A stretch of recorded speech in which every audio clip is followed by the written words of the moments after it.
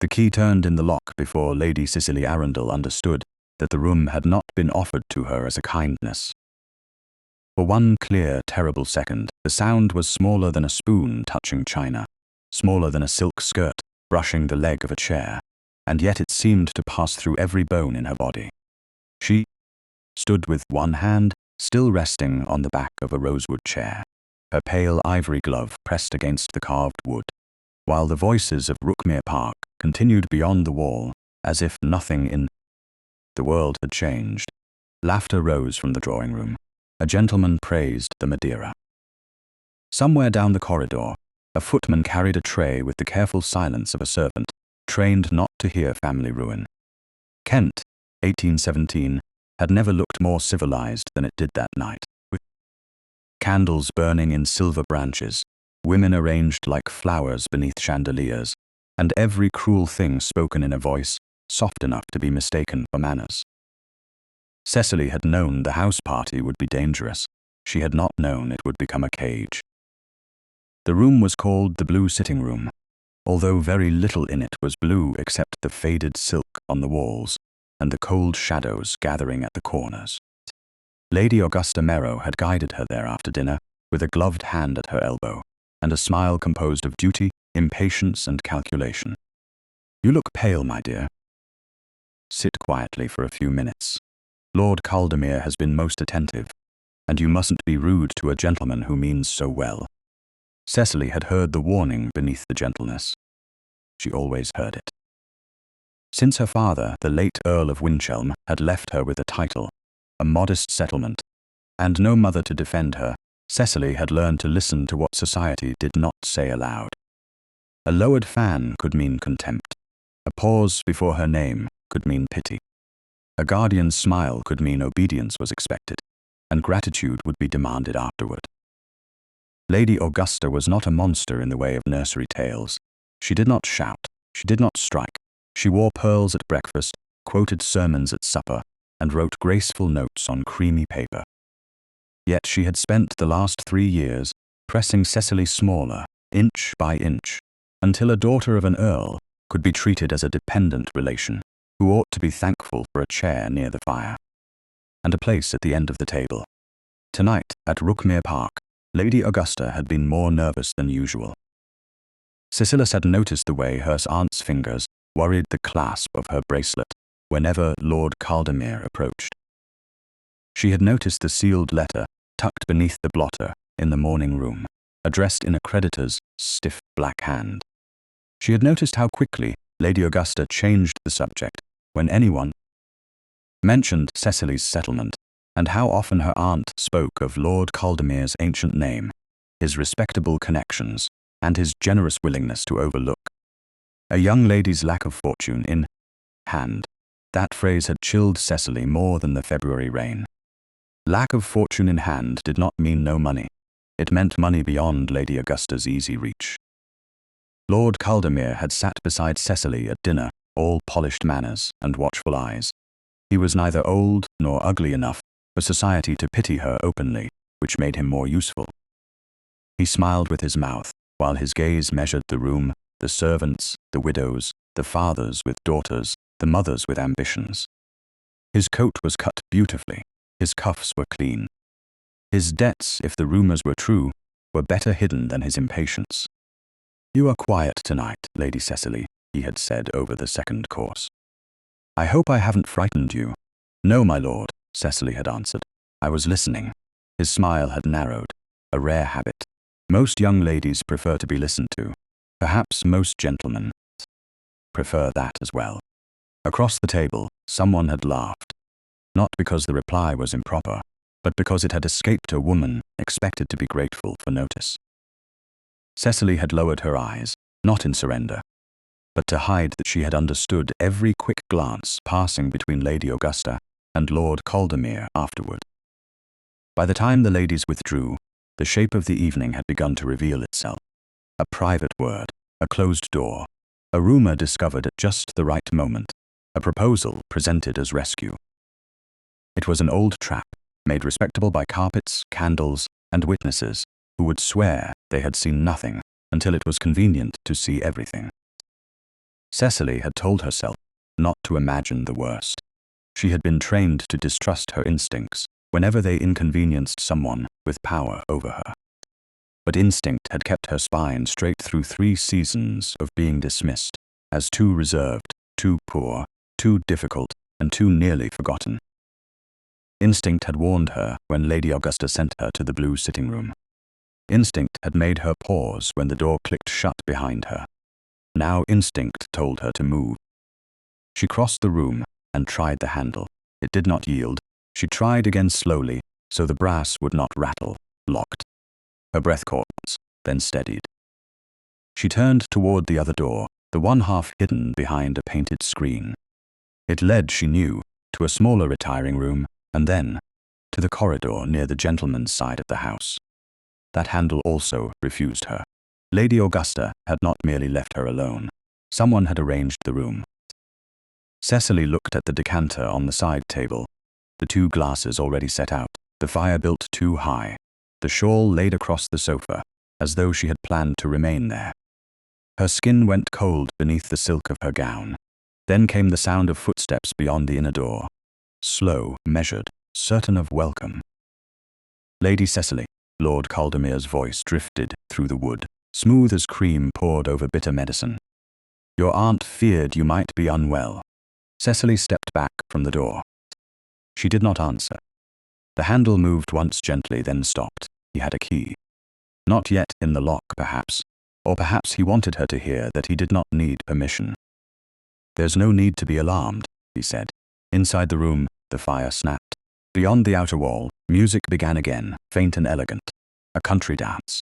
Of course there would be music while her future was being negotiated. Cecily's gaze moved over the room with sudden, desperate clarity.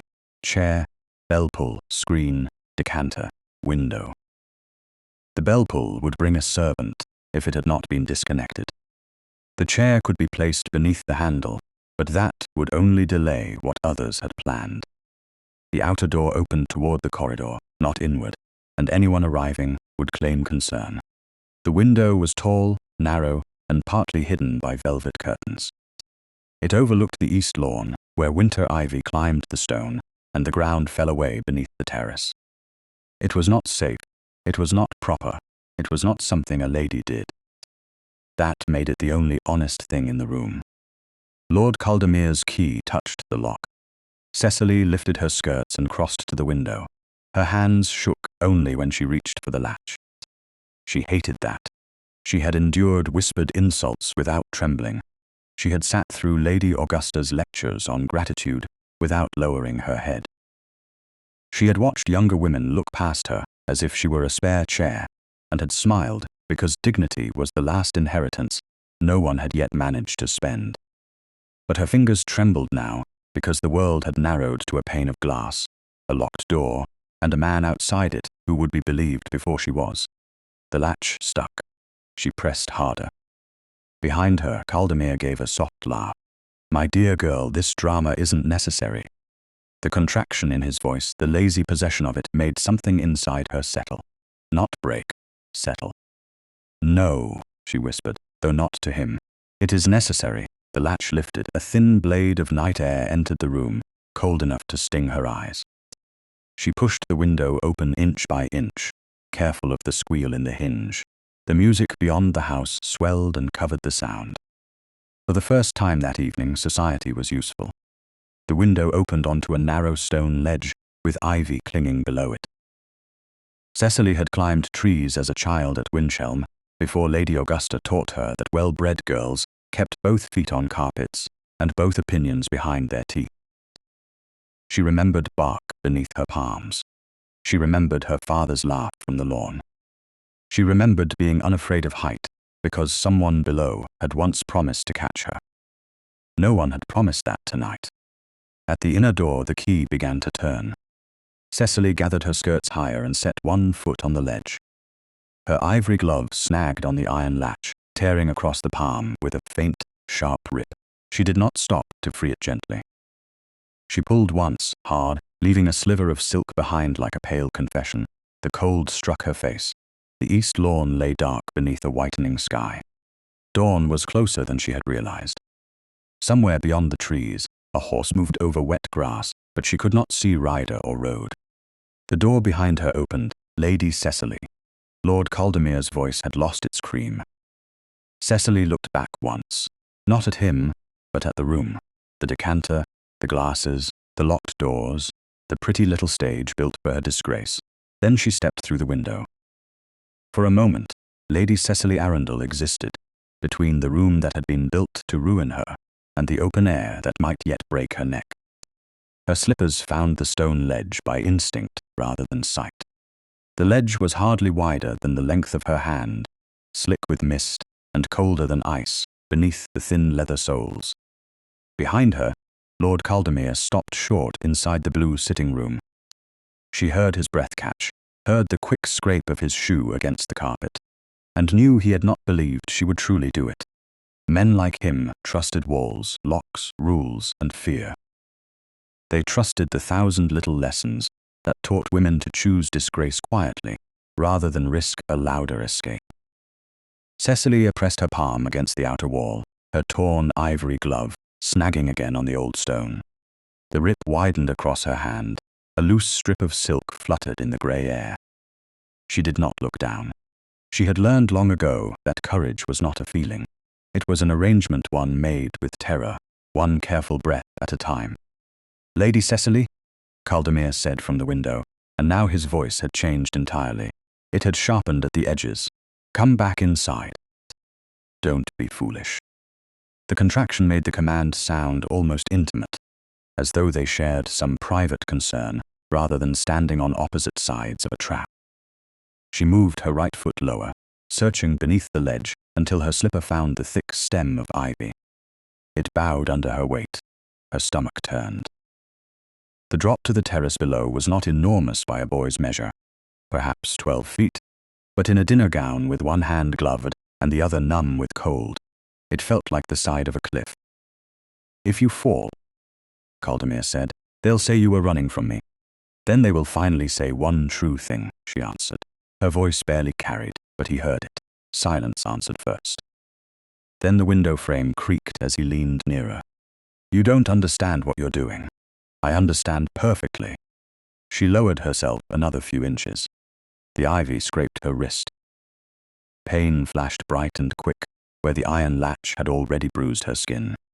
Her breath left her in a small sound she hated.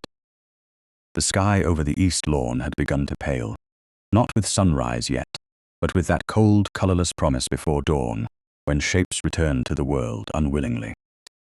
The lawns of Rookmere Park spread beneath her in silver and black. The gravel path curved toward the stables.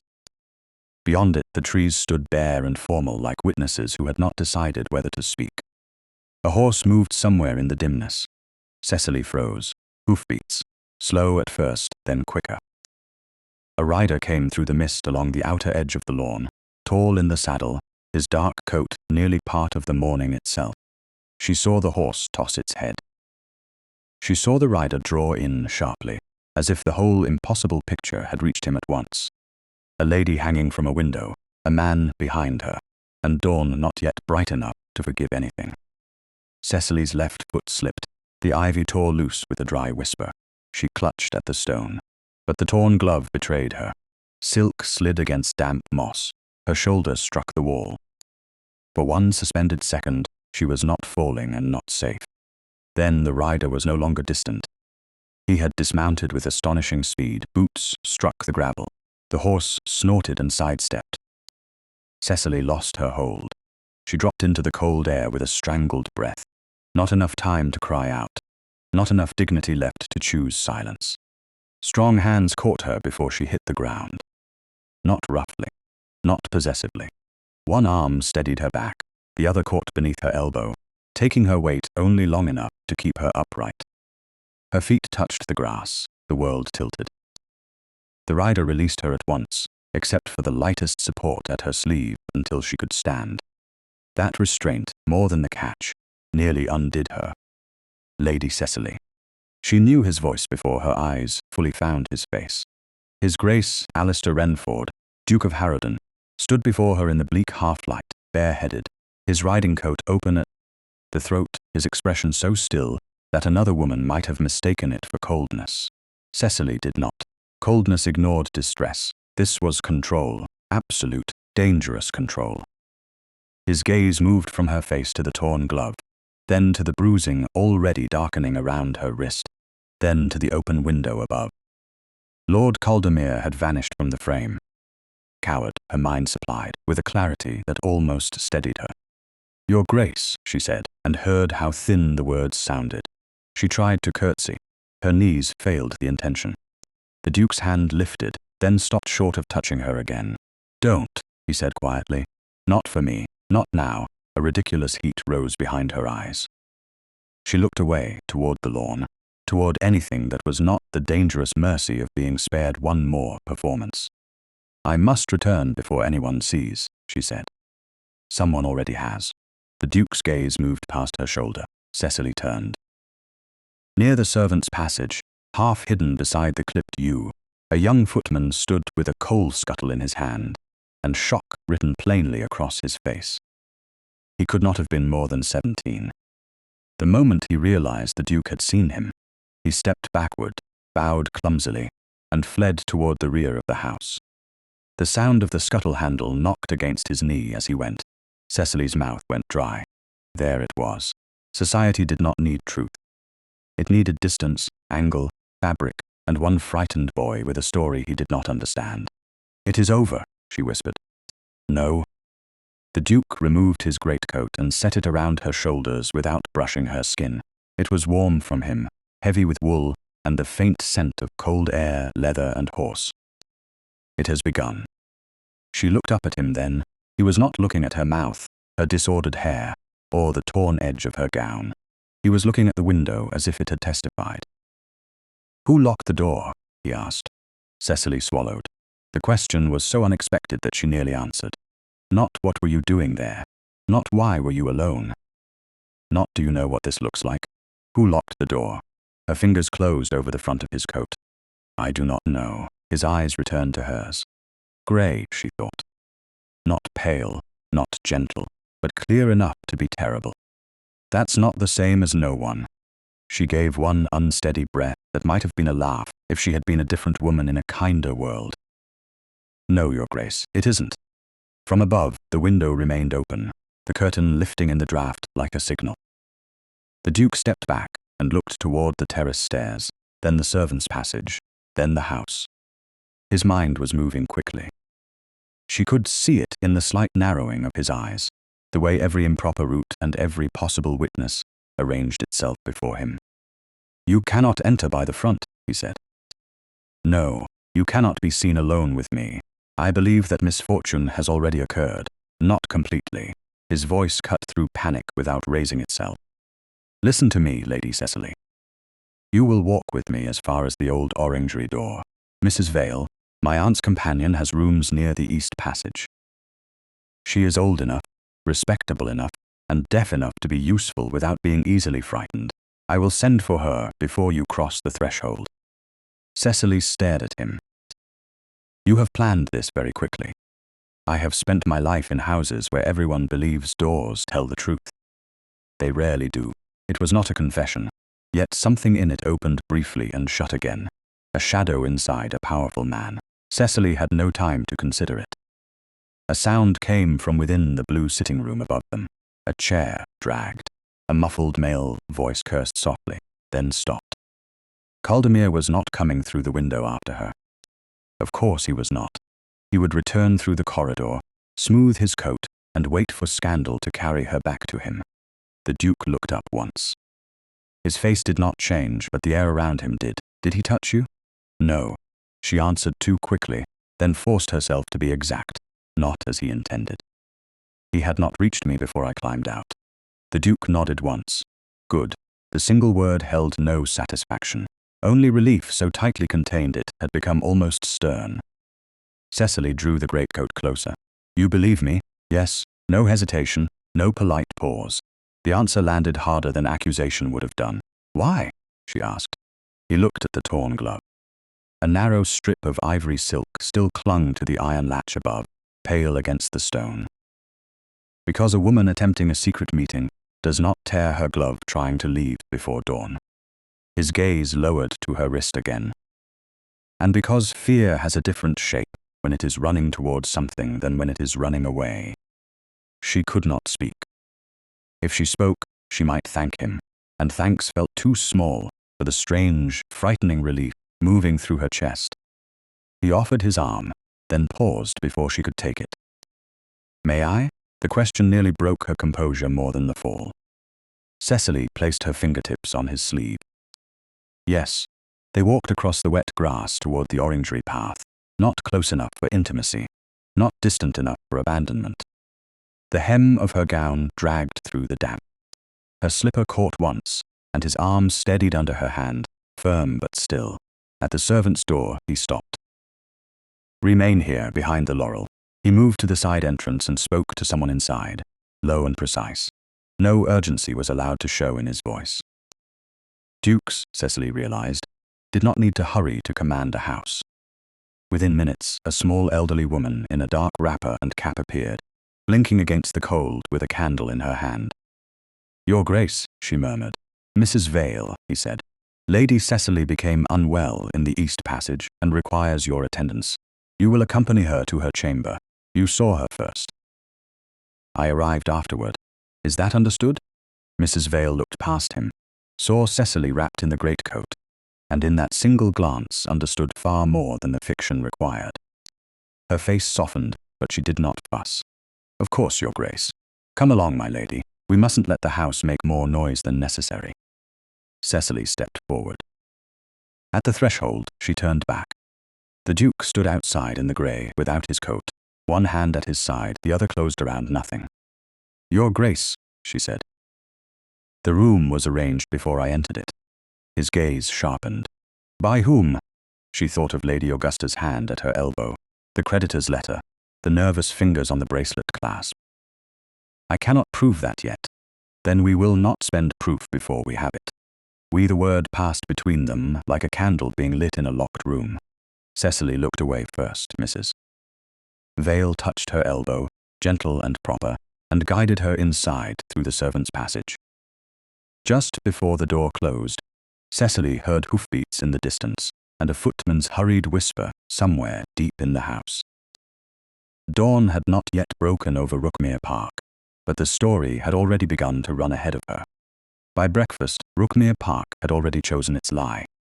It moved through the house more quickly than smoke, slipping beneath doors, riding on trays, gathering in the spaces between polite words, until every guest seemed to know something had happened, and no one intended to ask the right question. Lady Cecily Arundel entered the breakfast room at 9 o'clock with Mrs. Vale at her side, her torn glove replaced, her bruised wrist hidden beneath a clean ribbon cuff, and his Grace's greatcoat returned by a footman who had not been brave enough to meet her eyes. The room brightened when she appeared, not with welcome, but with attention. China paused halfway to mouths. A butter knife rested in midair. Near the sideboard, the young footman from the east lawn stood pale and rigid, as though the silver urn beside him had more blood in it than he did. Cecily did not look at him long. It would not help either of them. She crossed the carpet as if she had slept deeply, dressed calmly, and expected nothing worse than weak coffee. It took every ounce of training Lady Augusta had ever forced upon her to achieve that walk, and Cecily used the training now without gratitude. Lady Augusta sat at the far end of the table, in dove-grey silk, the picture of anxious guardianship. Her pearls trembled faintly at her throat. She rose just enough to be seen rising, then sank back into her chair with one hand pressed to her breast. "My dear Cecily," she said, her voice carrying beautifully, "we have all been so concerned. Mrs. Vale told me you were taken unwell in the East Passage." Cecily stopped beside the empty chair placed, with exquisite cruelty, between Lord Caldermere and a deaf old colonel. "Mrs. Vale was kind," she said. "I am recovered." "Recovered," Lady Bexham repeated from behind her cup. "How fortunate," someone at the lower end of the table murmured. Another guest pretended to cough. Lord Caldermere stood with the smooth readiness of a man who had rehearsed dignity in a mirror. He looked freshly shaved, perfectly dressed, and almost compassionate. Only Cecily saw the tightness at the corner of his mouth. Only Cecily knew he had been left inside a room meant to disgrace her, while she had stepped into dawn and survived. "Lady Cecily," he said, bowing. "You gave us quite a fright, did I, my lord?" His smile held. "Naturally. A young lady wandering before dawn is a matter of concern in any respectable house." The word wandering fell lightly. It landed like a stain. Cecily took the chair without accepting his offered hand. "Then I am relieved Rookmere Park contains so many respectable persons, eager to concern themselves with my movements." Across the table, one of the younger ladies dropped her eyes to hide a smile. Lady Augusta's face tightened for only a second. "Cecily, this is hardly the hour for sharpness. Lord Caldermere speaks from kindness, then I thank him for the effort." Lord Caldermere sat slowly. His voice lowered, but not enough. He wanted the table to hear. "There are moments when kindness must become action. If a lady finds herself placed in a delicate position, an honourable gentleman does not stand aside." The colonel, who had heard only fragments, looked up. "Eh? Honourable gentleman? Proposal, is it?" Silence went through the room, with astonishing speed. Lady Augusta lowered her gaze, as though embarrassed by hope. A widow near the fire drew in a delighted breath. The young footman shifted by the urn, and the tiny sound of his shoe against the floor seemed louder than it should have been. Cecily felt the walls of the blue sitting room around her again. Not the walls themselves, but the design of them. A room, a witness, a whisper. A man offering rescue from the danger he had helped create. She reached for the coffee cup in front of her. Her hand was steady. That mattered. "Colonel," she said, turning to the old gentleman with gentle clarity. "You have misunderstood Lord Caldermere. He cannot be proposing. I have not encouraged him." Lady Augusta's spoon struck her saucer. Lord Caldermere's eyes cooled. "A lady's encouragement is not always spoken. Mine is." The sentence was quiet. It cut cleanly through the room. Lady Bexham stared openly now. Lady Augusta leaned forward. "Cecily, you are overwrought. After such a strange morning, you must allow those older and wiser to guide you. I have been guided enough for one morning." Lady Augusta went still. Cecily heard the sentence after it left her, and understood that she could not call it back. She also understood that she did not wish to. For 3 years, she had answered pressure with restraint, insults with silence, arrangement with obedience. Silence had not protected her. It had only made others comfortable while they moved pieces around her life. Lord Caldermere folded his napkin with delicate care. "No one wishes to distress you, Lady Cecily. I least of all.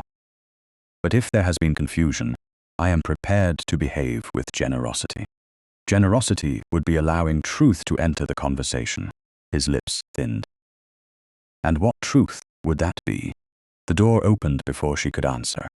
His Grace, the Duke of Harrowden, entered the breakfast room.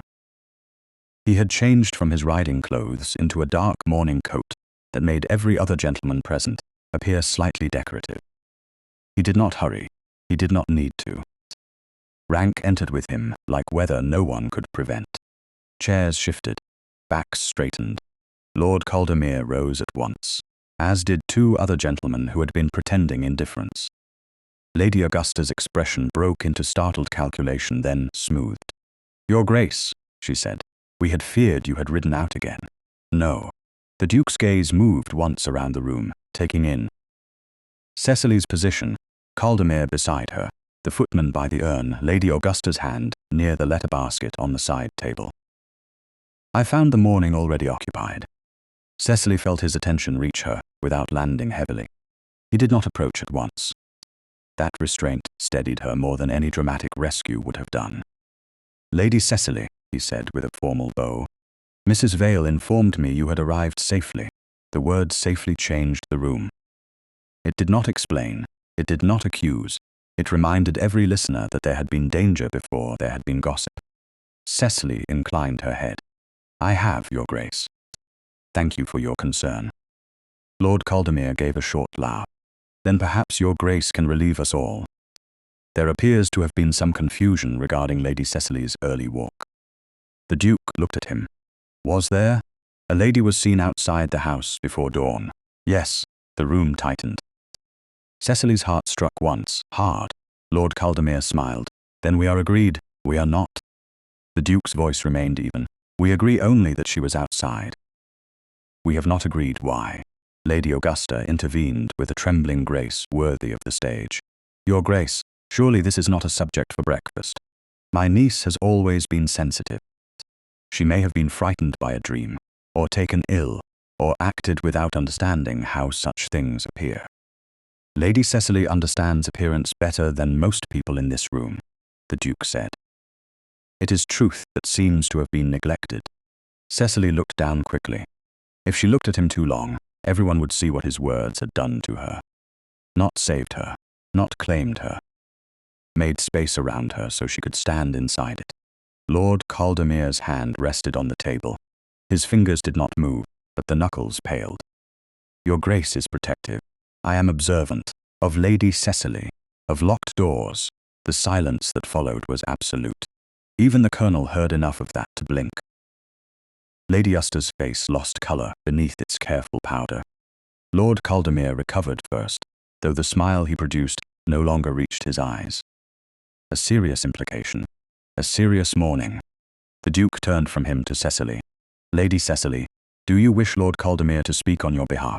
Every eye moved to her. There were traps even in kindness, but this was not one. He had not asked if she wished him to speak. He had asked whether Caldemere had the right. Cecily placed her cup down. The china made the smallest sound. No, Your Grace. Caldemere exhaled through his nose. Do you wish Lady Augusta to decide what explanation shall be offered? The Duke asked. Lady Augusta made a faint wounded sound. Cecily did not look at her.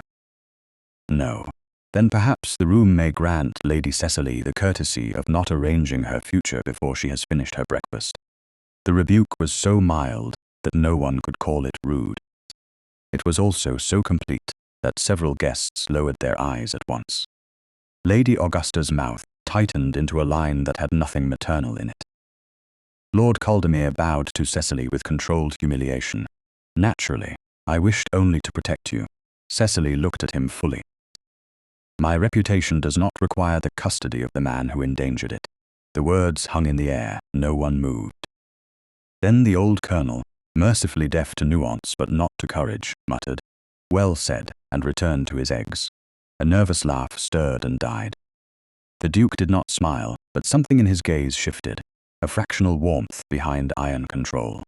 Cecily felt it, and looked away first. Breakfast resumed in fragments. Knives touched plates. Tea was poured too loudly. Lady Augusta excused herself with a headache 10 minutes later, accepting the concern of 3 ladies and the arm of no one. Cecily watched her pass the side table near the door. Her aunt's hand moved quickly, almost invisibly, slipping a folded note from beneath the edge of a plate into the waiting palm of the same young footman who had seen dawn from the lawn. He stared at the note as if it might burn him. Lady Augusta whispered something. The boy bowed and vanished into the passage that led toward the post-bag. Cecily's stomach tightened. Across the room, the Duke had seen it too. His eyes met hers only once. The lie had not been stopped. It had merely been given a faster horse to London. The fragment of ivory silk was still caught on the iron latch when the Duke of Harrowden returned to the east side of the house. By then, the breakfast room had emptied into murmurs, morning letters, and false composure. But the open window remained where Cecily had left it, a narrow wound in the wall of Rookmere Park. The wind moved the curtain in and out, as if the room itself were breathing through a lie. Alistair stood on the wet grass below, his gloves in one hand, his gaze lifted to the ledge. He did not touch the silk at first. Evidence was easily ruined by impatience, and he had never trusted impatience, least of all his own. Above him, the latch still showed where fabric had torn under force. The ivy beneath the window hung broken in 2 places. A lady climbing down for adventure would have chosen a cloak, a ladder, a confidant, perhaps a foolish note. A lady escaping terror chose whatever the room had failed to forbid. He stepped closer and removed the torn strip with care. It was cold and damp between his fingers, finer than it should have been, for a woman treated like a burden at her guardian's table. He folded it once and placed it inside his coat. Behind him, someone drew a breath. The Duke turned. The young footman from the lawn stood near the servants' passage, cap in hand, face pale enough to give him the look of a boy called before judgment. "Your name," Harrowden said. The footman swallowed. "Thomas, Your Grace." "Thomas, did Lady Augusta send you to the post-bag after breakfast?" The boy's eyes widened. He had not expected the question to be so exact. "Yes, Your Grace." "With a note?" "Yes, Your Grace." "To whom?" Thomas looked toward the house as if Lady Augusta might step from the stone itself. "I don't know, Your Grace." "It was sealed.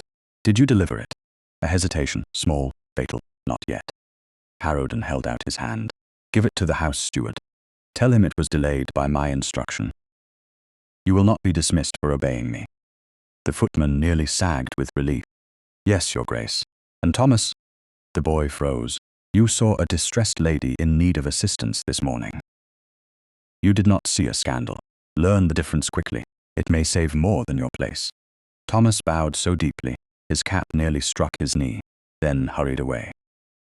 Harrowden watched him go, not because the boy mattered to the whole design, but because frightened people were often used as hinges by those with stronger hands. A frightened footman could become a witness could become a weapon. He had seen reputations destroyed by less than a glance across a lawn. Half an hour later, with propriety armed and arranged around him, the Duke entered the small morning parlour assigned to Mrs. Vale. The old companion sat upright beside the hearth, her knitting in her lap, performing deafness with the skill of a woman who had survived 3 noble households by hearing only what was useful. Lady Cecily stood near the window with her right hand hidden in the folds of her skirt. She had changed into a soft blue morning gown, modest and perfectly proper, but the ribbon at her wrist was tied too carefully. Care was often the first sign of injury. She turned when he entered. No color rose in her face. No fluttering performance followed. That, too, told him something. Women who expected to be believed often spent their distress freely. Women who knew they would be doubted saved every expression, as though it might be used against them. "Your Grace," she said. Mrs. Vale made a show of examining her yarn. "I shall sit precisely here and hear very little, unless one of you says something foolish." A faint, startled breath escaped Cecily. It was not quite a laugh, but it changed the room. Harrowden bowed. "Mrs. Vale, your discretion remains one of England's underpraised institutions. That's because gentlemen only praise discretion after they have made it necessary." Cecily looked down, but the corner of her mouth moved. Harrowden allowed the moment to pass without claiming it. Then he drew the folded silk from his coat and placed it on the table between them. Cecily's stillness sharpened. "Your glove," he said. "A portion of it." She stared at the ivory strip. "I thought it was lost, not lost, caught." Her gaze lifted to his. "There is a difference. A considerable one." He did not move closer.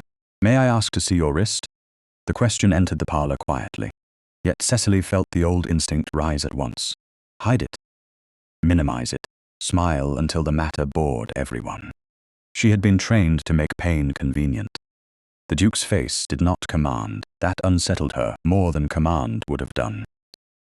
"A question is not a command," he said, as if he had read the hesitation before she could bury it. "You may refuse." The words struck deeper than they should have. She untied the ribbon herself and drew back the cuff. The bruise was not dramatic. That almost made it worse. A darkening band circled part of her wrist, where the iron had caught her when she slipped, with a smaller mark higher up from the ivy or the latch. Harrowden looked at it for only as long as necessary. His expression did not change, but something in his jaw set with quiet force. "Did Lord Caldemere make this mark?" "No." He looked up immediately. "Thank you for being exact. Most people prefer a simpler answer. Most people prefer answers that serve the conclusion they have already chosen." Cecily retied the ribbon, though more slowly this time. "Then you are unusual, Your Grace. I have been accused of worse." Mrs. Vale's needles clicked once. The sound made Cecily remember that she was not alone with him, that the room had not been arranged to swallow her. Her breathing eased. "There was a key," she said, "to the inner door. He had it, or someone gave it to him. I heard it. I believe you." Again, no hesitation. Wished belief did not feel so dangerous. Belief asked what she would do with it. Before she could answer, a soft knock came at the door. Mrs. Vale rose with surprising speed, for a woman who complained of her knees. "That will be the maid." Cecily turned. "What maid?" The door opened to reveal a young woman in a plain cap, twisting her apron between red fingers. She looked at Cecily first, not the Duke, which made Cecily's heart tighten. Nettie. One of the under-housemaids, barely older than 20, with a round face and the anxious eyes of someone often blamed for things arranged above her station. "Begging pardon, my lady," Nettie whispered. "Mrs. Vale said I was to come. I shouldn't have, but I couldn't keep it." Harrowden stepped back, deliberately placing himself near the mantel instead of the door. "No one will prevent you from leaving this room." Nettie blinked at him, uncertain whether dukes generally made such promises to housemaids. Cecily went to her at once. "Nettie, if you know something, speak only what you are certain of." The kindness nearly undid the girl. "It was a key, my lady. I saw Mr. Phelps take it from the lower cabinet yesterday." "The butler?" "No, my lady. Mr. Phelps is Lord Caldemere's man, his valet. He said his lordship had misplaced a dressing-case key, but I knew it wasn't that. It had the blue ribbon on it. Mrs. Harker keeps the spare room keys with blue ribbons. I saw him put it in his coat." The parlour went very quiet. Harrowden's voice remained level. "Did Mrs. Harker know?" "I don't think so, Your Grace. She was seeing to the silver closet." Lady Augusta had asked for extra candlesticks. Cecily closed her eyes for 1 second. Extra candlesticks. A harmless errand, a servant drawn away at the right time. Every genteel trap was built from ordinary movements. "Why did you not speak before?" Mrs. Vale asked, not unkindly. Nettie's face crumpled with fear she fought hard to contain. "Because Lady Augusta said if there was gossip below stairs, she'd turn out any girl who fed it. My mother needs my wages. And then this morning, Thomas said he'd seen her ladyship outside with his Grace, and everyone was whispering, and I thought if I spoke, they'd say I was lying to save her." Cecily took Nettie's hand before thinking better of it. The maid's fingers were rough and cold. "You are not to lose your place because of me." Nettie shook her head. "My lady, I don't matter in this. You matter in every honest part of it." Harrowden watched Cecily as she said it. Not because it surprised him that she could be kind, but because she did not make kindness ornamental. She used it like a shield held over someone smaller. "Mrs. Vale," he said, "please ask my aunt, the Dowager Duchess, to remain available to Lady Cecily today. I will not call again without her or you present." Cecily looked at him. "You are leaving, for now. If I remain too long, even truth will be dressed as scandal. I will send a proper calling card through the front of the house, as if the whole world has remembered its manners." Mrs. Vale gave a dry nod. A miracle suitable for church bells. Nettie curtsied and moved toward the door, then stopped. "My lady." Cecily turned. There was something else. "2 nights ago, Lady Augusta sent me to fetch lavender water from your room. Your writing desk was open.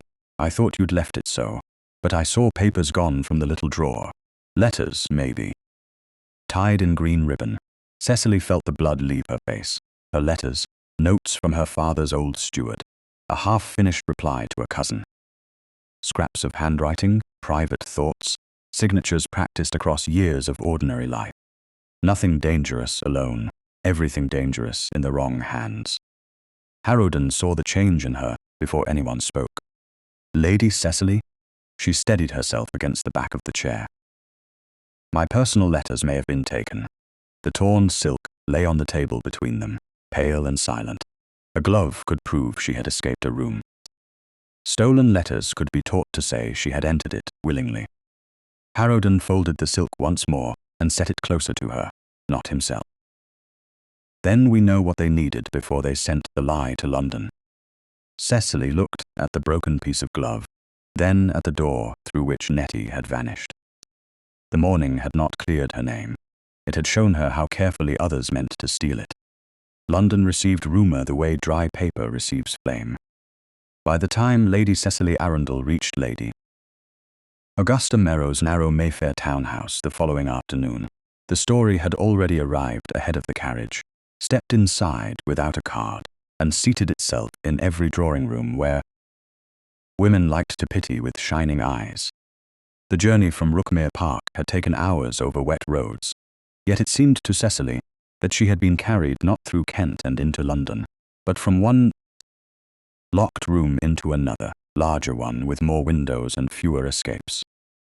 Lady Augusta sat opposite her in the carriage, wrapped in a sable-trimmed cloak and injured silence. She had spoken only to complain of Cecily's ingratitude, then of her nerves, then of the difficulty of managing a household when young women persisted in acting strangely. Cecily had not answered. She had held her gloved hands in her lap, the torn ivory fragment hidden inside her reticule, and watched hedges give way to streets, fields to squares, and winter air to the sooty breath of the city. Silence was not surrender now. It was conservation. She would need every word, when words could no longer be taken from her and rearranged.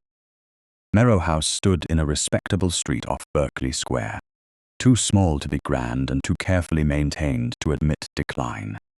The brass knocker shone. The steps were scrubbed. The curtains were clean, though the velvet at the edges had faded from plum to something nearer old wine. Lady Augusta valued appearances with the devotion other women gave to faith. Within an hour of their arrival, the first calling card came, then another. By 4 o'clock, the silver tray in the hall held enough names to make an accusation look like concern. Lady Bexham, Mrs. Alderley, Lady Portrait, Miss Vane and her mother. Women who had not called on Lady Augusta in months now discovered urgent affection for her household. Cecily was ordered to remain in the back morning room until she was summoned. She did not ask why. She knew. Society preferred to inspect damage only after the frame had been prepared. Through the half-open door, she heard Lady Augusta's voice grow soft and tremulous for visitors. Poor Cecily has been most unsettled. I fear the country air and late hours were too much for her. Then another voice, honeyed with appetite. But nothing improper, surely. A pause, perfectly placed. One prays not. Lord Caldemere has behaved with extraordinary delicacy. Cecily closed her eyes. There it was again, delicacy, kindness, honor. Words polished until they could hide a blade. She rose and crossed to the small writing desk near the window. Its lock had been forced once and repaired badly. She had noticed it before, but only with the resignation of a woman who owned little enough that privacy seemed an indulgence. Now she saw the scratch beside the keyhole, the faint pale line where a tool had slipped. Her letters had not vanished by carelessness. Someone had searched. The door opened behind her. Lady Augusta entered with her cheeks high-coloured and her smile sharpened by company. You will come into the drawing-room for 10 minutes. You will look calm. You will say you were overtired. You will thank Lord Caldemere if his name arises. Cecily turned from the desk. I will not thank him. You will not be dramatic. I am trying very hard not to be. Lady Augusta's eyes flicked to the writing desk, then back to Cecily's face. You owe this household obedience. I owe it truth. Truth, Lady Augusta laughed once softly. My dear, truth without protection is merely noise. You have no father, no brother, no fortune you can command without trustees, and no reputation sturdy enough to withstand foolishness. You will learn the value of protection before this matter is done. Cecily looked at her guardian's hands. They were clasped too tightly, the knuckles pale beneath rings. Fear lived there. Not fear for Cecily. Fear of exposure. Is that what Lord Caldemere offers? She asked. Protection? Lady Augusta's answer was interrupted by the butler appearing at the door with a salver. A letter lay upon it, sealed in dark red wax. For Lady Cecily, my lady. Sent by hand from Lord Caldemere. Lady Augusta snatched it before Cecily could move, then seemed to remember the servant and forced a smile. Thank you, Barnes. That will be all. The door closed. Lady Augusta held the letter as if it were an answer to prayer. You see? He is honourable. Then he will not object to my reading what he has written to me. For a moment, Cecily thought her aunt would refuse. Then Lady Augusta handed it over with a graceful little gesture that made surrender look like generosity. Cecily broke the seal. The words inside were worse than she expected because they were so calm. Lord Caldemere did not ask for her hand. He referred to their understanding. He expressed his willingness to silence unkind speculation. He wrote that affection need not be paraded before society when duty had already made the correct path plain. He closed by saying he would call the next morning to receive her answer, though no answer was truly necessary between people of honor. Cecily read it twice. Her anger did not flare. It crystallized. He writes as if I have already agreed. He writes as a gentleman should when a lady's position is delicate. My position was made delicate by his presence at a locked door. Lady Augusta stepped closer. Lower your voice. No one is here. The walls in London have better ears than servants in the country. Cecily folded the letter along its creases. Then let them hear this. I will not marry Lord Caldemere. Lady Augusta's composure thinned. Do not be a fool. The tongue will forgive a marriage. It will not forgive uncertainty. It has forgiven men for far worse. Men are not the point. That has been made very clear. A sharp knock sounded from below. Not the hesitant rap of a morning caller, hoping for gossip, but the formal announcement of someone too important to be denied. The butler's voice followed in the hall, strained by surprise. His Grace, the Duke of Harrowden, and Her Grace, the Dowager Duchess of Harrowden. Lady Augusta went utterly still. Cecily felt the room shift around her, not into safety. Safety was too simple a word, into possibility. The drawing room changed character in less than a minute. Lady Augusta became gracious hostess, wronged guardian, and startled innocent all at once. Cecily entered behind her and found the Dowager Duchess, seated with the serene authority of a woman who had never needed to ask permission to occupy the best chair. She was small, silver-haired, and dressed in deep violet silk, with a cane resting across her lap like a scepter society had politely agreed not to name. Duke Harrowden stood near the mantel. In daylight, away from wet grass and dawn panic, he appeared even more controlled. His face revealed nothing to the room. His eyes found Cecily's once, briefly. Are you steady? The look seemed to ask. She inclined her head by the smallest degree. I am standing, the Dowager Duchess extended a hand. Lady Cecily, come sit by me. My hearing is excellent, but I dislike making young women cross rooms under inspection. Lady Bexham, still present with two other callers who had plainly chosen not to leave, colored at that. Cecily sat. Lady Augusta remained near the tea table, trapped by her own hospitality. Your Grace, this is an unexpected honor. Most useful honors are unexpected, the Dowager Duchess said. Expected ones are usually invitations to dreadful musicales. A brittle laugh passed through the room. Duke Harrowden did not join it. Lady Augusta, he said, I have come to ensure Lady Cecily is provided proper assistance. Lady Augusta's smile tightened. She has all assistance required from her family. A solicitor is not family. The word solicitor fell with the weight of a dropped stone. Lady Bexham's eyes widened.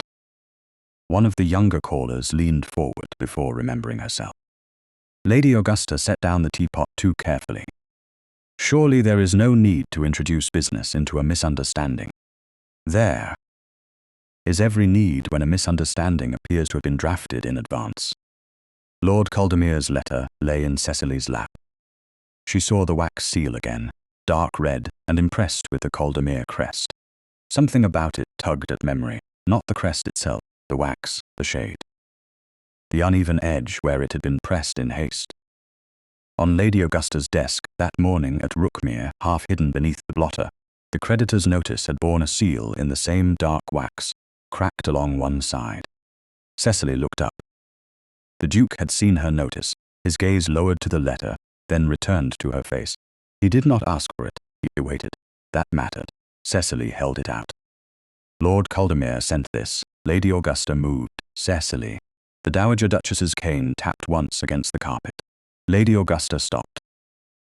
Duke Harrowden accepted the letter with a bow that made the act formal rather than intimate.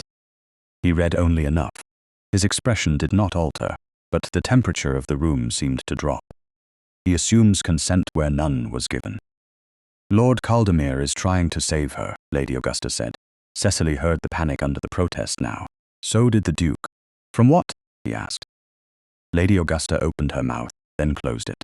From gossip. Gossip he benefits from. The Dowager Duchess turned to Cecily. My dear, do you wish to marry Lord Caldemere? Every caller in the room became very still. Cecily felt their hunger. She felt Lady Augusta's warning. She felt the torn glove inside her reticule, its ruined silk pressing against her palm as she answered, No, Your Grace. I don't. It was the first contraction she had spoken all day, small and human, and it steadied her more than formality had done. The Dowager Duchess nodded, as if the matter were already half settled. Then we shall proceed from that civilized fact. Duke Harrowden folded Caldemere's letter. My solicitor will call this afternoon, with your permission, Lady Cecily, not to bind you to any choice. To ensure no one else does. The distinction moved through her like warmth reaching numb fingers. Lady Augusta looked as if she had been slapped by etiquette itself. This is highly irregular. So are locked doors, the Duke said. No one spoke. Outside carriage wheels rolled along the street, carrying ordinary London past a room where Cecily's life had quietly changed direction. She looked at the letter in the Duke's hand, at the Dowager Duchess beside her, at Lady Augusta's fear disguised as outrage. The rumour had reached London first. But for the first time, it had not found her alone. Almack's made cruelty look like civilization. Its chandeliers burned with a pale, disciplined brilliance over white gloves, silk slippers, powdered shoulders, and faces, arranged into expressions that could wound without ever becoming vulgar. Lady Cecily Arundel entered on Lady Augusta Merrow's arm, with the Dowager Duchess of Harrowden, walking half a step behind, which was not an accident, and not quite protection enough to be called a shield. It was something subtler. A declaration that if London intended to stare, it would do so under the eyes of a woman whose invitations had survived more scandals than most families had survived marriages. Cecily felt the pause when the room noticed her. It was not silence, that would have been kinder. It was a thinning of sound, a tiny rearrangement of attention. Fans slowed. Conversations bent toward her and pretended not to. A young lady near the refreshment table whispered behind a lace handkerchief, and her mother's fingers tightened on her sleeve. Cecily kept her chin level. She wore pale green silk, because Lady Augusta had said white would invite comment, and blue would look sentimental, but the color no longer mattered. Society had already dressed her in rumor. Smile, Lady Augusta murmured. Not too much. How precise you require my innocence to be, Cecily replied softly. Lady Augusta's hand tightened on her arm. This is not the evening for cleverness. Then London will be disappointed. It brought so much of its own. The Dowager Duchess gave a quiet cough that might have concealed amusement. Cecily did not look back, but the small sound steadied her. Across the room, Duke Harrowden stood with two elderly gentlemen and a lady in silver satin who was pretending not to seek his attention. He had not approached her when she arrived. That, too, steadied her, though she hated herself a little for noticing. He understood rooms like this. If he crossed to her too quickly, gossip would call it possession. If he ignored her entirely, gossip would call it abandonment. So he watched only enough to make sure she remained safe, and not enough to make safety another spectacle. The first dance began. Cecily stood beside the Dowager Duchess and accepted 3 bows, 2 chilly smiles, and 1 conversation about the weather, conducted by a woman who clearly wanted to ask whether she had truly been found. Outside before dawn, Cecily answered every harmless question as though it deserved respect. That was the only revenge available to a woman whose reputation had become the evening's entertainment. Then Lord Caldemere appeared. He came toward her with a grace so smooth that no one could see the threat beneath it, unless they already knew where to look. His dark coat was faultless. His smile was humble. In his hand he carried a dance card, though Cecily had not granted him any right to think of hers. Lady Cecily, he said, bowing. You look recovered. From what, my lord? His smile did not move. From the distress of recent misunderstandings. I have found that misunderstandings become less distressing when people stop arranging them. The Dowager Duchess turned her head slightly.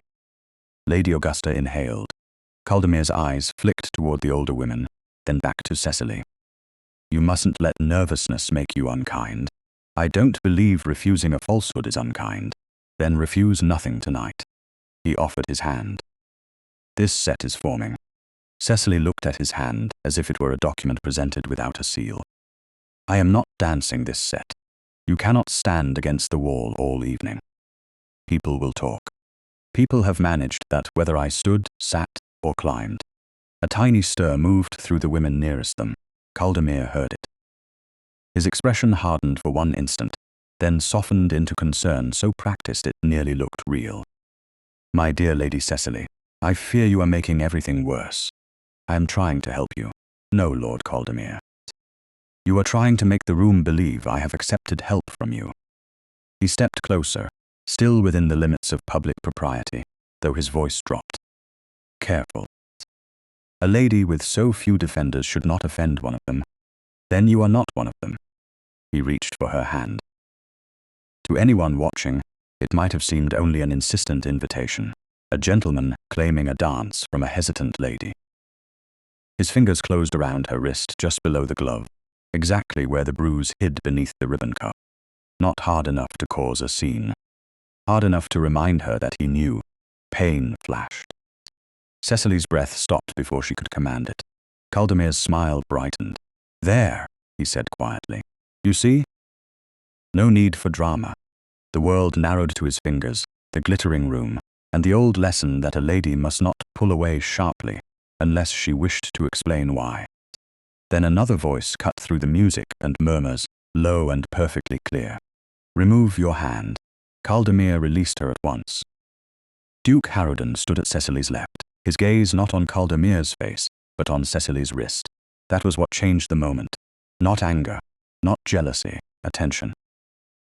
He had seen the exact place where pain had passed through her and had treated it as fact before the room could treat it as performance. Caldemir recovered with a laugh. Your Grace. We were merely arranging a dance. No. The Duke looked at him then. You were attempting to arrange consent after it had been denied. The words were quiet enough to avoid scandal and sharp enough to make one. Lady Augusta came forward quickly. Your Grace, Lord Caldemir, meant no offense. Cecily has been oversensitive since the country. Lady Cecily has been exact, Harrowden said. There is a difference. Cecily heard several fans stop at once. She felt the Dowager Duchess beside her, small and immovable, an old fortress in violet silk. Caldemir bowed again, but colour had risen along his cheekbones. If Lady Cecily does not wish to stand up with me, I shall not press the matter. You have already pressed it.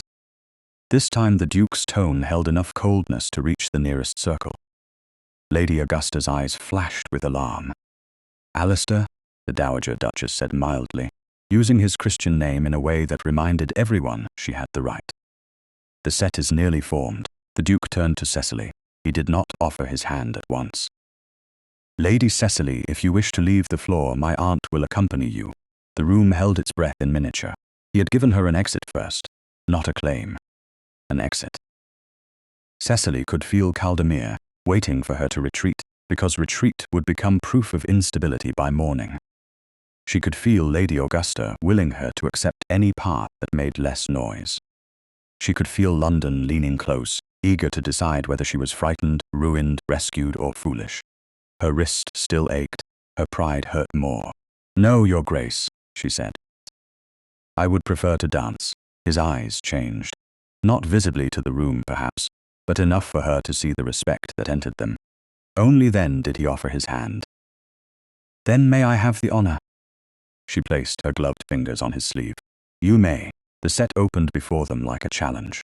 As they took their places, whispers moved outward in widening rings. Cecily saw Miss Vane turn to her mother, with excitement poorly hidden. She saw Lady Bexham lean toward a companion. She saw Caldemir standing where she had left him, his mouth composed, and his eyes promising consequence. Then the music began, and Cecily had to move.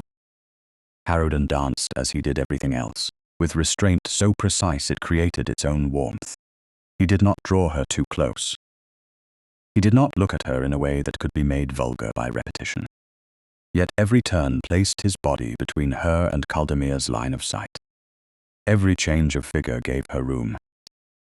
When she faltered once, not from ignorance but from the sting at her wrist, his hand steadied the air near hers without closing over it. "Can you continue?" he asked under the music. "Yes. You don't have to, I know." She met his eyes for the briefest permitted moment. "That is why I can." The corner of his mouth almost moved. A dangerous distinction. Only to men who dislike distinctions. He looked past her shoulder. "Then London is in peril." The answer surprised a breath from her, nearly a laugh. It left before she could stop it, small and human, and for 2 measures of music. She was not merely a woman being inspected. She was a woman dancing with a man who had noticed her fear, and not reduced her to it. The realization was more dangerous than Caldemir's hand had been. When the set ended, Harrowden released her at the proper instant and bowed. The room did not applaud. It did something worse for gossip and better for truth. It watched. Cecily stood straighter beneath that watching. Caldemir approached no further, but his defeat lasted only until Miss Vane's bright voice rose near the refreshment table, pitched just high enough to carry. "Mama, I shouldn't say it, but I did see Lady Cecily near Lord Caldemir's corridor that morning, before anyone else was awake." Silence spread. Miss Vane's mother gave a theatrical gasp. Lady Augusta looked down too quickly. Caldemir lowered his eyes, as if wounded by evidence he had been too honorable to mention. Cecily felt the room turn again, hungry and certain. Beside her, Duke Harrowden went very still. Not because he believed the girl, because he had just seen the next piece of the trap placed neatly on the floor. The room did not need Miss Vane to repeat herself. London had already heard enough. Her bright little confession hovered above the music like perfume spilled too heavily, sweet at first, then sickening. Lady Cecily Arundel stood beside Duke Harrowden, with the last notes of the dance fading behind her, and felt every gaze in Almack's settle on the space between her name and Lord Caldemir's corridor. Miss Vane looked suddenly frightened by the attention she had invited, but not frightened enough to take the words back. Her mother touched her elbow with a practiced sigh. "My dear, one mustn't speak of such things in public." Yet the reproof came too late, and too softly, to be anything but permission. Lord Caldemir lowered his eyes with a noble sorrow that made Cecily want, for one wild second, to laugh. Not because it was amusing, because the performance was so complete. He did not accuse her. He allowed accusation to kneel at his feet and pretend it had come there on its own. Lady Augusta moved towards Cecily through the crowd, her face pale with anger, disguised as distress. "Cecily, we are leaving." The Duke turned his head. "Lady Cecily will leave when she chooses. Your Grace, this is a family matter." "Then your family has chosen a crowded room for it." The Dowager Duchess's cane touched the floor once. It was not loud. It ended 3 conversations. Cecily drew a breath, aware of the ache beneath her ribbon cuff and the torn glove hidden in her reticule. "I will leave now," she said. Lady Augusta's expression softened with victory too quickly. Cecily looked at her. "Not because I have been corrected. Because I refuse to provide London with another scene it can misquote by breakfast." A murmur passed through the ladies nearest her. The Duke's gaze came to her face, and for an instant the crowd blurred behind him. There was no pity there, only recognition. "My carriage is outside," Lady Augusta said tightly. "Her Grace will accompany me," Cecily replied. The Dowager Duchess smiled without warmth. "I should be delighted. I find scandal less fatiguing when viewed from inside a carriage instead of across a ballroom." Lady Augusta could not refuse without making her own authority look desperate. Caldemir bowed as Cecily passed. "I am sorry for this, Lady Cecily." She stopped just long enough to look at him. "No, my lord. You're careful." His eyes hardened before he remembered to appear wounded. That small slip followed Cecily out of the room like proof. though no one else seemed to have noticed. The next morning, London did not whisper. It printed.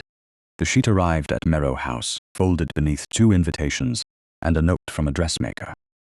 Barnes, the butler, set it on the salver with the strained expression of a man who wished paper could burn out of politeness. Lady Augusta saw it first. She did not reach for it. That was how Cecily knew she had been expecting it. The Dowager Duchess, who had returned with her niece and slept under Lady Augusta's roof as if occupying a disputed fortress, lifted the sheet before anyone else could stage surprise. Her eyes moved down the column. "How industrious," she said. "One misses a single dance and gains an entire novel." Cecily stood near the breakfast table, her hands resting on the back of a chair. "Read it." Lady Augusta pressed her fingers to her temple. "There is no need to pollute in delivered." The Dowager Duchess looked at Cecily, not at Lady Augusta. "Are you certain?" "Yes," the old woman read, her voice dry enough to strip the ink of triumph. The column did not use Cecily's full name. It did not need to. It spoke of a certain earl's daughter. Under troubled guardianship, a moonlit confusion in a gentleman's corridor, and a dramatic descent from a window that may owe less to innocence than to panic at discovery. It praised Lord Caldemere for restraint. It wondered why Duke Harrowden had taken so sudden an interest in the young lady's distress. It ended with the phrase that made Lady Augusta close her eyes. "One hopes an honourable understanding already exists, lest 2 noble houses be drawn into unnecessary ugliness." Cecily did not move. She had imagined scandal as a blow. This was worse. It was a glove laid gently on the table, inviting society to admire the stitching before it struck. "An honourable understanding," she repeated. Barnes appeared again at the door before anyone could answer. "A packet has arrived for Lady Cecily." This time Lady Augusta moved. The Dowager Duchess's cane lifted an inch. Lady Augusta stopped. "Set it down, Barnes," the Dowager Duchess said. The packet was sealed in the same dark red wax as Lord Caldemere's letter. Cecily broke it herself. Inside lay a folded document, a short note, and 1 ivory glove. Not torn, whole. The mate to the glove that had ripped on the window latch. For a moment the room disappeared. Cecily saw only the glove resting in the morning light, pale and accusing, as if it had chosen him over her. Lady Augusta made a small sound. "Oh, Cecily." The pity in it was almost beautiful. "Do not," Cecily said. Her voice was low. "Not yet." The Dowager Duchess took up the folded document and passed it to Cecily without reading. That restraint mattered. Cecily opened it. The handwriting looked enough like her own to make her skin go cold. Not perfect, not natural, but close. The false lines spoke of gratitude for Lord Caldemere's attention, of a private understanding, of willingness to accept his protection once family difficulties were settled. At the bottom was her name, Cecily Arundel, copied from her hand, but not written by it. "I did not write this." Lady Augusta sank into a chair. "My dear, no one is accusing you of anything wicked. A young lady may be confused by her own feelings. I was not confused when I refused him. Refusal in public does not erase encouragement in private." Cecily turned the paper toward the window. The ink had dried unevenly. A few strokes were careful where hers would have been careless. The capital C in Cecily was wrong. She had looped it differently since childhood. A stranger might not know. Someone practicing from stolen letters would think resemblance was enough. The thought struck so clearly that her fingers tightened on the page. "My letters," she said. Lady Augusta looked away, too quickly. "What letters?" The Dowager Duchess noticed. So did Cecily. Before either could speak, the front door below opened with more force than Barnes liked to allow. A man's voice sounded in the hall, calm, deep, and unwelcome to anyone depending upon disorder. Duke Harrowden. He entered the breakfast room moments later, with his hat in one hand and a folded morning sheet in the other. He took in the room at once. The gossip sheet, the packet, the glove, Cecily's face. "I see Caldemere has moved from suggestion to manufacture," he said. Lady Augusta rose. "Your Grace, you cannot simply enter my house at will. I sent a card 5 minutes ago. Then I have improved upon delay." The Dowager Duchess gave the faintest smile. Cecily did not. Her attention remained fixed on the false signature. "It is close," she said. The Duke came no nearer than the edge of the table. "May I see it?" She handed it to him. He read in silence. The room seemed to hold itself together around that silence, as if one wrong breath might collapse every pretense left standing. "This is not your hand," he said. Lady Augusta laughed thinly. "Your Grace cannot possibly know that. I know enough to know when a line is written to imitate, rather than to think." He placed the paper down. "The letters taken from your desk were not stolen for their secrets. They were stolen for practice." Cecily had known it. Hearing him say it made the danger heavier, not lighter. The glove lay beside the forged understanding, smooth and complete. "He has the mate," she said. "He claims I left it with him willingly. Then we must prove why the other one tore." "You have the other one?" Lady Augusta asked sharply. The Duke looked at her, and the question withered. "A portion of it was recovered where truth left a mark." Cecily looked at him then. She should have felt relief. Instead, she felt the trap widening. The more evidence appeared, the more each piece could be turned. A glove could prove escape, unless the room preferred romance. A letter could prove forgery, unless society preferred compromise. A duke's protection could shield her, unless gossip preferred to call it guilt. "They will say I trapped you," she said quietly. "They will say I ran from one gentleman into the arms of another. Let them say it to me." "No." The word came sharper than she intended. He went still. Cecily folded her hands, though they wanted to shake. "If you stand before every accusation, the accusation becomes about you. Lord Caldemere will welcome that. Lady Augusta will welcome it.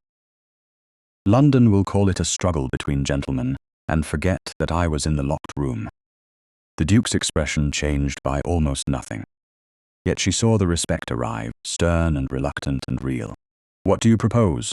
"I propose we find my stolen letters." Lady Augusta's lips parted. "Cecily, you are speaking wildly." Cecily looked at the forged signature one last time, then at the woman who had taught her for years to lower her voice. "No, I am speaking late." No one moved. Outside, carriage wheels rattled over the stones, carrying the scandal farther into London with every turn. Inside, Cecily reached for the whole ivory glove and set it beside the torn fragment from her reticule. One glove said she had been in his story. The other said she had escaped her own. She looked at the Duke. "I will not accept rescue until I know who built the cage." The offer came not as a proposal, but as a barricade. That was what made it dangerous.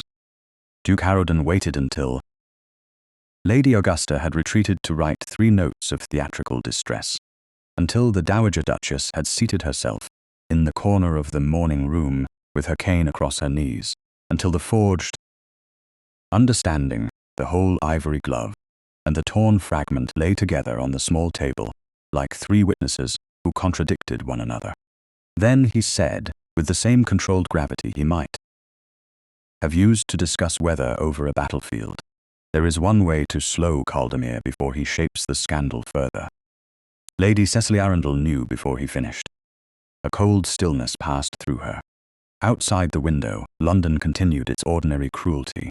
Wheels striking stone, vendors calling down the street, horses steaming in the damp air, as if no woman's future had just been placed on a table between ink and silk. "No," she said. Harrowden did not flinch.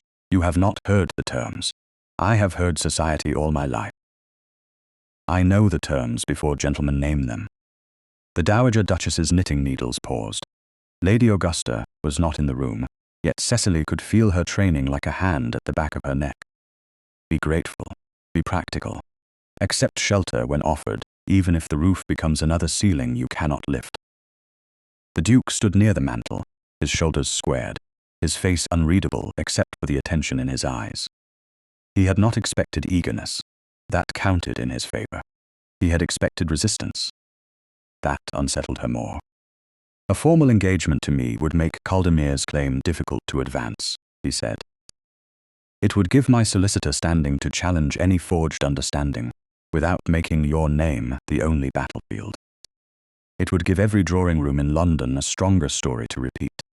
A stronger story, Cecily echoed. Not a truer one. His jaw tightened slightly. Truth often requires protection long enough to survive.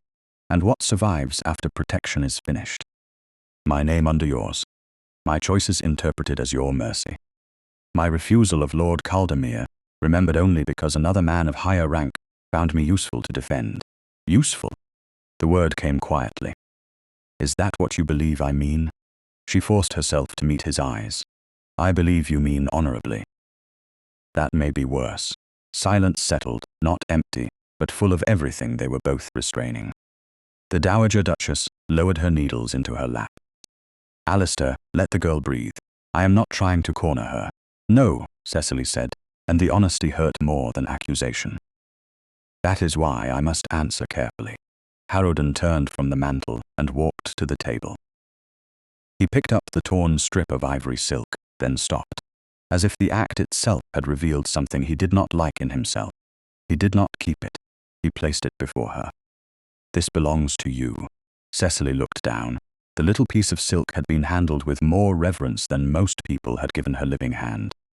You kept it as evidence. I did. And now? Now I return it because I realize evidence can become possession if the wrong person holds it too long. The Dowager Duchess made a soft sound, almost approval. Cecily touched the torn silk with one finger. The cloth was ruined. That was what made it honest. No one could make it smooth again and pretend nothing had happened. You would truly step back, she asked. If you ask me to, even if stepping back allows Caldemere time to move. Harrowden's hand closed at his side. Yes, that single word cost him. She saw it. Not because he was uncertain, but because certainty ran against every instinct of a man accustomed to solving danger by standing in front of it. I am not refusing you to be proud, Cecily said. I know. I am refusing because if I accept rescue before I know the truth, Lady Augusta will say I was always eager for a duke. Caldemere will say I replaced one understanding with another. London will say I was clever enough to climb from a window into a coronet. London will say something vicious regardless. Then let it say so after I have found my own letters. The Duke's gaze held hers. For the first time since dawn at Rookmere Park, she saw uncertainty move beneath his control. Not doubt in her, fear for her. It altered him more than anger had. You should not enter that house alone. I will not. Lady Augusta will not allow a search, then I will not call it one. The faintest change touched his expression. You have a plan. I have the beginning of one. The door opened with a timid sound before anyone could answer. Nettie slipped inside, face flushed from haste beneath her plain cap. She curtsied to the Dowager Duchess, then to Cecily, then remembered the Duke, and nearly dropped another curtsy in panic. Begging pardon, my lady. Mrs. Vale sent me round by the Mews. She said if I waited below, Lady Augusta's maid might see me. Cecily rose at once. Nettie, has something happened? The maid glanced at Harrowden and the Dowager Duchess, then fixed her eyes on Cecily, because trust was easier when it had a human face. Mr. Phelps came to the servants' hall at Rookmere after you left, my lady. Lord Caldemere's valet. He was asking about a packet. Said his lordship misplaced it. Brown paper, green ribbon. He was angry in a quiet way. Harrowden went still. Where is it? Nettie wrung her hands. I don't know for certain, your grace, but Mrs. Harker said Lady Augusta had ordered a small locked dispatch box sent to Merrow House with the luggage. It was placed with the gowns, not the papers. Cecily's pulse struck hard. A dispatch box. Yes, my lady. And there was a ledger too, wrapped in old linen. I saw the corner when her ladyship's maid dropped it. Red leather with brass on the edge. The Dowager Duchess leaned forward. A household ledger? No, your grace. Smaller, like accounts. Private. Cecily looked toward the writing desk with the scratched lock. The shape of the trap sharpened. Letters to copy her hand, a ledger to hide debt, a glove to create implication. Everything had been moved not because she was safe, but because the first lie had failed to close quickly enough. Where would Lady Augusta keep it? Cecily asked. Nettie swallowed. Merrow House has a little cabinet in the upstairs sitting room, my lady. Behind the screen with the painted birds. Her ladyship keeps keys in her work-basket when she thinks no one sees. How do you? No? I dusted there last season when her maid was ill. She looked ashamed of knowing, as if servants were guilty for seeing what their labor placed before their eyes. Cecily took her hand. You have done nothing wrong. Nettie's eyes filled, though no tears fell. There is more. Mr. Phelps told the coachman Lord Caldemere means to call in 2 nights and take back what was his. He said, London is moving too slowly. Harrowden turned away for 1 step, then stopped himself. The need to act came off him like heat from iron. Cecily felt it and felt, unexpectedly, a pang of tenderness for the discipline it required him to remain where he was. 2 nights, he said. Less, perhaps, if he suspects Nettie spoke. Nettie paled. Cecily's grip tightened around the maid's fingers. Then she must not return to Rookmere. My mother, Nettie whispered. My wages. The Dowager Duchess sat back. You will remain in my household for the present. I have always lacked a maid with the good sense to be frightened at appropriate moments. Nettie stared. Your Grace, I couldn't. You can, and you shall. That is not charity. That is employment with better tea. A startled laugh escaped the girl before she covered her mouth. Cecily felt relief break through the room in a thin, bright line. Harrowden looked at his aunt, with a gratitude too brief to be seen by anyone who did not already watch him closely. Cecily watched him closely. That was becoming a difficulty. Lady Cecily, he said, if you mean to enter Merrow House, you need a reason no one can question. Gowns, she said. Lady Augusta insisted my presentation silk be altered before Almack's. Several gowns remain unpacked from Rookmere. If I ask for them, she will suspect pride, not evidence. You will take my aunt, and Nettie, if she is willing. Nettie nodded quickly, though fear still pinched her mouth. Yes, my lady. Harrowden looked as if he hated every part of the plan except the part where Cecily had made it. I will have my carriage nearby. Not at the door. No. Nearby. You will not confront Caldemere tonight. His silence was answer enough. Cecily stepped closer, leaving the table and the torn glove behind her. Your Grace, he looked at her. Alistair, the Dowager Duchess murmured from her chair, and the name landed like a warning from someone who knew his worst habits. Cecily did not use it. She would not take an intimacy earned by fear. You asked whether I wished to marry Lord Caldemere. You asked whether I wished Lady Augusta to speak for me.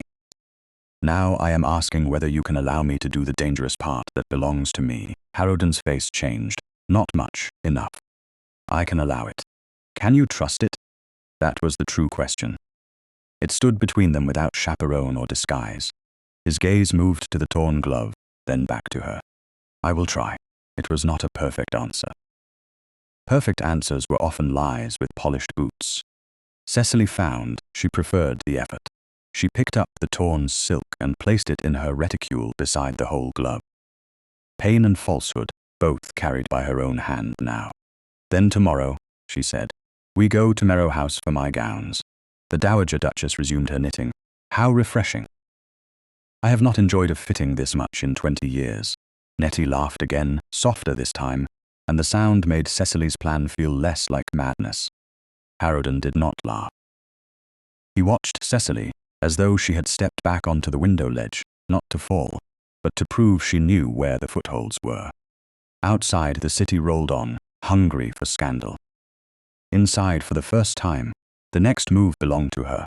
Duke Harrowden left Merrow House with every appearance of obedience, and none of its peace. He had given Lady Cecily Arundel his word that he would step back, and a man raised to command households, servants, tenants, solicitors, carriages, and half the men who smiled too broadly in Parliament, found himself held motionless by the promise of a woman who owned almost nothing that society would admit was hers. The knowledge should have steadied him. Instead, it sharpened every instinct he possessed. By late afternoon, London had turned golden grey beneath a thin winter sun, and the streets around St. James's had filled with carriages moving from call to call like gossip on wheels. Harrowden sat in his own carriage with his hat on the seat beside him, Cecily's words repeating in his mind with a precision that punished him. Can you trust it? He had answered that he would try.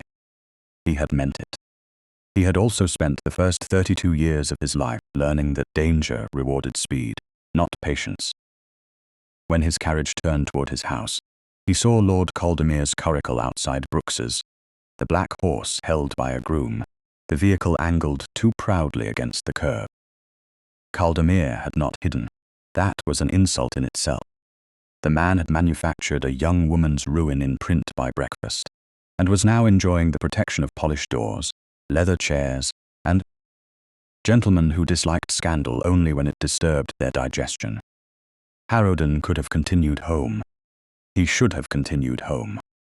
Instead, he lifted his cane and tapped once on the carriage roof. "Stop here." His footman opened the door. "Your Grace?" Harrowden stepped down. "Wait." The club received him with the hush reserved for rank, money, and storms. Inside, the air smelled of port, wax, wool, and male certainty. Several gentlemen glanced up from newspapers. One folded his sheet too quickly. Another pretended not to notice. Caldemere sat near the back room, with two men of easy laughter and poor judgment. One hand resting on the stem of a glass he had not yet earned the right to enjoy. When he saw Harrowden, his expression brightened with exactly the sort of humility that deserved suspicion. "Your Grace," he said, "what an unexpected honor. Stand up." The words were not loud. Every man within 10 feet heard them. Caldemere's companions went still. Lord Caldemere rose slowly, taking care to appear amused rather than compelled. "If you wished for a private word, you had only to send.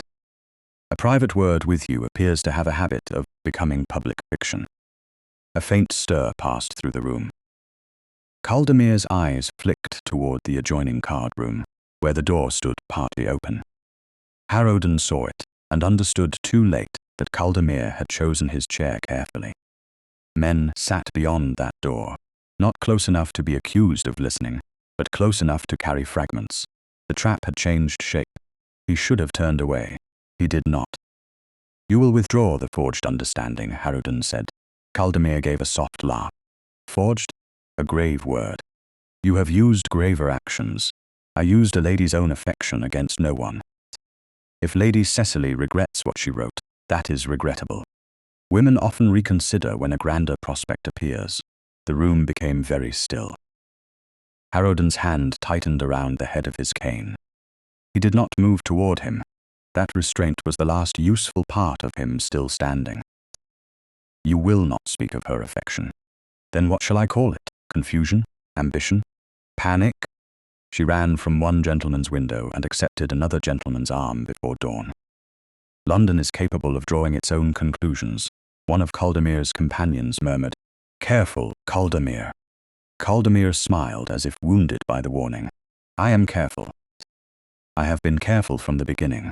There it was, almost a confession, wrapped so neatly it could pass as innocence to anyone who wished it. Harrowden stepped closer by one pace. "You mistook her silence for weakness. You mistook her lack of a father for lack of protection. You mistook the manners of a lady for consent." Caldemere's smile faded at last. "And you mistake your title for virtue." "No, I know exactly what my title is worth in a room like this." Harrowden looked toward the half-open door, then back at him.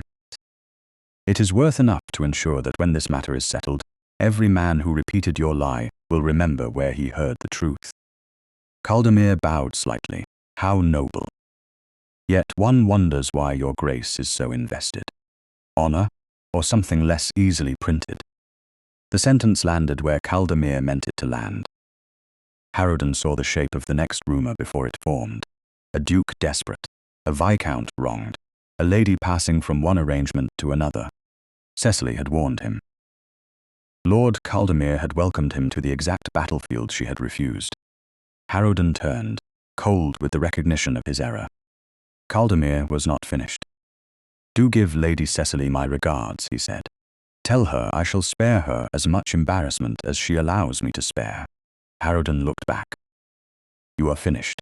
"Not yet," Caldemere said, and this time he did not smile. By evening, the story had outrun the carriage. Cecily heard it from the Dowager Duchess, which was kinder than hearing it from Lady Augusta, and crueler than hearing it from no one at all. She stood in the upstairs sitting room at Merrow House, examining the painted screen with birds on it and pretending that the locked cabinet behind it did not matter more than the gowns spread across the sofa. Nettie was folding muslin with hands that shook whenever a floorboard creaked. The Dowager Duchess entered without knocking, because age and rank had freed her from ceremonies that existed mostly to slow truth down. Her face told Cecily before her mouth did. "He went to Brooks's," the old woman said. Cecily closed her eyes. Not long. Long enough to feel disappointment arrive without letting it govern her. Lord Caldermere was there. Yes, men heard. Enough men heard enough pieces, Nettie whispered. "Oh, my lady." Cecily opened her eyes and looked at the cabinet. Its little brass lock shone behind the screen where Nettie had said it would be. Lady Augusta had gone below to receive a caller she disliked too much to refuse. Time was slipping away. What are they saying? The Dowager Duchess did not soften it. Cecily was grateful and hated the need to be grateful. That Harrowden challenged Caldermere over you. That Caldermere behaved with restraint. That a powerful man does not expose himself to club gossip for a woman unless he has either compromised her, been trapped by her, or lost his senses over her. Cecily laughed once. The sound was small and without humor. How efficient! They managed to remove me from my own ruin entirely. Alistair was wrong. Cecily looked at her. The Dowager Duchess held her gaze. I love him, which is why I try not to lie about him. He was wrong. That honesty hurt less than excuses would have done. Cecily reached into her reticule and touched the torn glove. He promised. Yes, I asked him to trust me. Yes, the word hung there, plain and heavy. Cecily turned back to the cabinet. Then I shall have to do the work before his mistake finishes what Caldermere began. Nettie took one step toward her. My lady, if Lady Augusta returns, then we will be looking for the lavender silk. Cecily lifted the painted screen by 1 inch and slid it aside. The cabinet stood revealed, narrow and polished, with 3 small drawers beneath a locked compartment. Nettie, the workbasket. The maid hurried to the low chair by the hearth. There are keys, she whispered. Cecily took them. The first did not fit, the second stuck. Footsteps sounded below the stairs. Not near yet. Near enough, the third key turned. The lock gave with a click so small it felt enormous. Inside lay a folded shawl, a silver scent bottle, 2 packets of old receipts, and nothing tied in green ribbon. Cecily searched once, then again, her control thinning. It is gone. The Dowager Duchess came to her side. All of it. Cecily pulled out the receipts, the shawl, the scent bottle. At the back, pressed flat beneath the lining, was a narrow red leather ledger with brass at the edge. She lifted it. Not all. Nettie gasped softly. The ledger opened stiffly, as if unused to honest daylight. Lines of figures filled the pages in Lady Augusta's neat hand. Cecily saw her own name halfway down one page. Settlement interest. Advance. Caldermere. Repayment pending. Another line. Rookmere expenses. Another. P. Mowbray private note. Her throat tightened. She used my money. The Dowager Duchess read over her shoulder, eyes suddenly very sharp. She borrowed against money she had no right to command freely. To pay him, or to keep him quiet. Cecily closed the ledger. Where are the letters? Nettie's face had gone white. Mr. Phelps, said Lord Caldermere, meant to come in 2 nights. What if he came early? As if the house had waited for the question, a carriage stopped outside. Wheels ground against the curb. A man's voice spoke below, smooth and familiar. Lord Caldermere. Nettie clapped a hand over her mouth. The Dowager Duchess moved toward the door, but Cecily caught her sleeve. No. If he sees you, he will know we suspected. My dear girl, this is not the time for bravery mistaken as strategy. I agree. Cecily took the ledger and slid it beneath the folded lavender silk. That is why we leave with what we have. Lady Augusta's voice rose below, too bright. Lord Caldermere, this is unexpected. I won't keep you long, he answered, and the contraction in his voice made Cecily's skin tighten with memory. I came for something that belongs to me. The Dowager Duchess looked at Cecily. Now, child. They moved. Nettie gathered the gowns. Cecily kept the lavender silk folded around the ledger.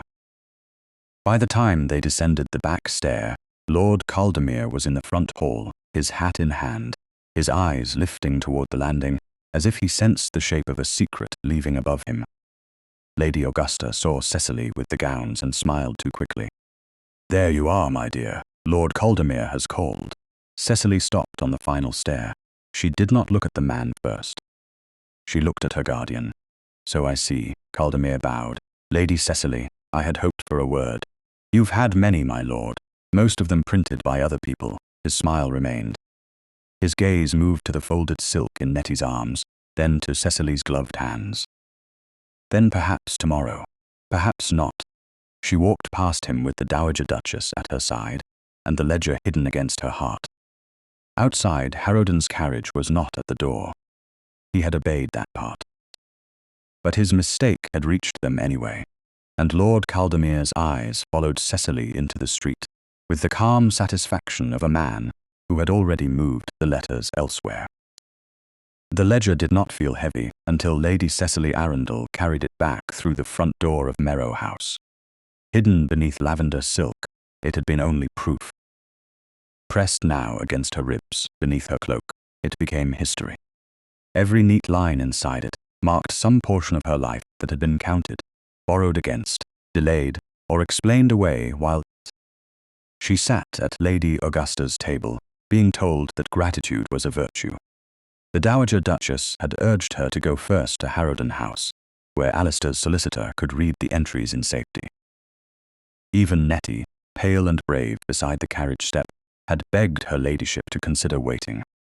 Cecily had considered it for exactly one breath. Then she had looked back at the narrow brick front of Merrow House, at the polished knocker, the clean steps, the curtains that concealed so many practiced humiliations, and understood that proof carried away in secret would not free the girl who had been trained inside those walls to whisper.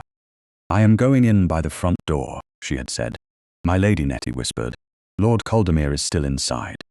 Then he will learn I can enter a room without asking whether he has arranged it." The Dowager Duchess had studied her for a long second, then turned to the Duke's footman, who had appeared at the corner as planned, though his master had not shown himself.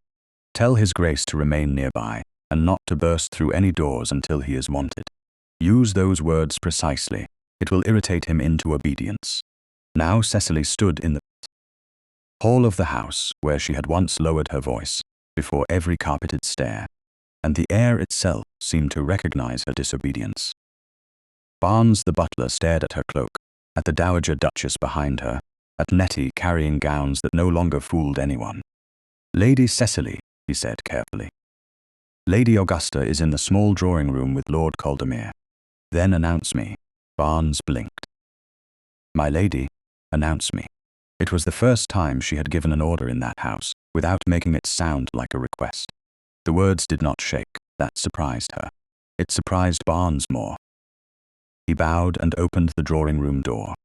Lady Augusta was seated near the hearth with a teacup untouched in her hand. Lord Caldemere stood by the mantel, the very image of a gentleman patient under provocation. Both looked toward the door. One expression tightened. The other smiled. "Lady Cecily Arundel," Barnes announced, with the faintest tremor of awe at the shape of it. Cecily stepped inside. The Dowager Duchess followed. Nettie remained near the doorway as Cecily had asked, close enough to witness and close enough to leave. Lord Caldemere bowed. "Lady Cecily, you return quickly. I live here, my lord. Or had you forgotten that in your haste to collect what belongs to you?" Lady Augusta set down her cup. "Cecily, this behavior is intolerable." "No," Cecily said. "It is late." The room changed. Not visibly, perhaps, to anyone who had not lived beneath Lady Augusta's corrections. But Cecily felt the old rules shudder. Once, that tone would have made her apologize before knowing why. Once, she would have sat because her aunt gestured to a chair. Once, she would have hidden anger beneath obedience and called the bruised dignity. She did none of those things. Lord Caldemere's gaze passed over the folded gowns in Nettie's arms. "Have you found what you misplaced?" "Not yet." "A pity." "Yes." "Stolen letters are inconvenient things," Lady Augusta inhaled sharply. Caldemir's smile remained, but less of him stood behind it. A grave accusation, he said. You seem fond of that phrase. Cecily untied her cloak. From beneath it, she drew the red leather ledger and placed it on the little table between the teacups. Lady Augusta stood so suddenly her chair struck the wall behind her. Where did you get that? From the cabinet behind the screen with the painted birds. You searched my private things.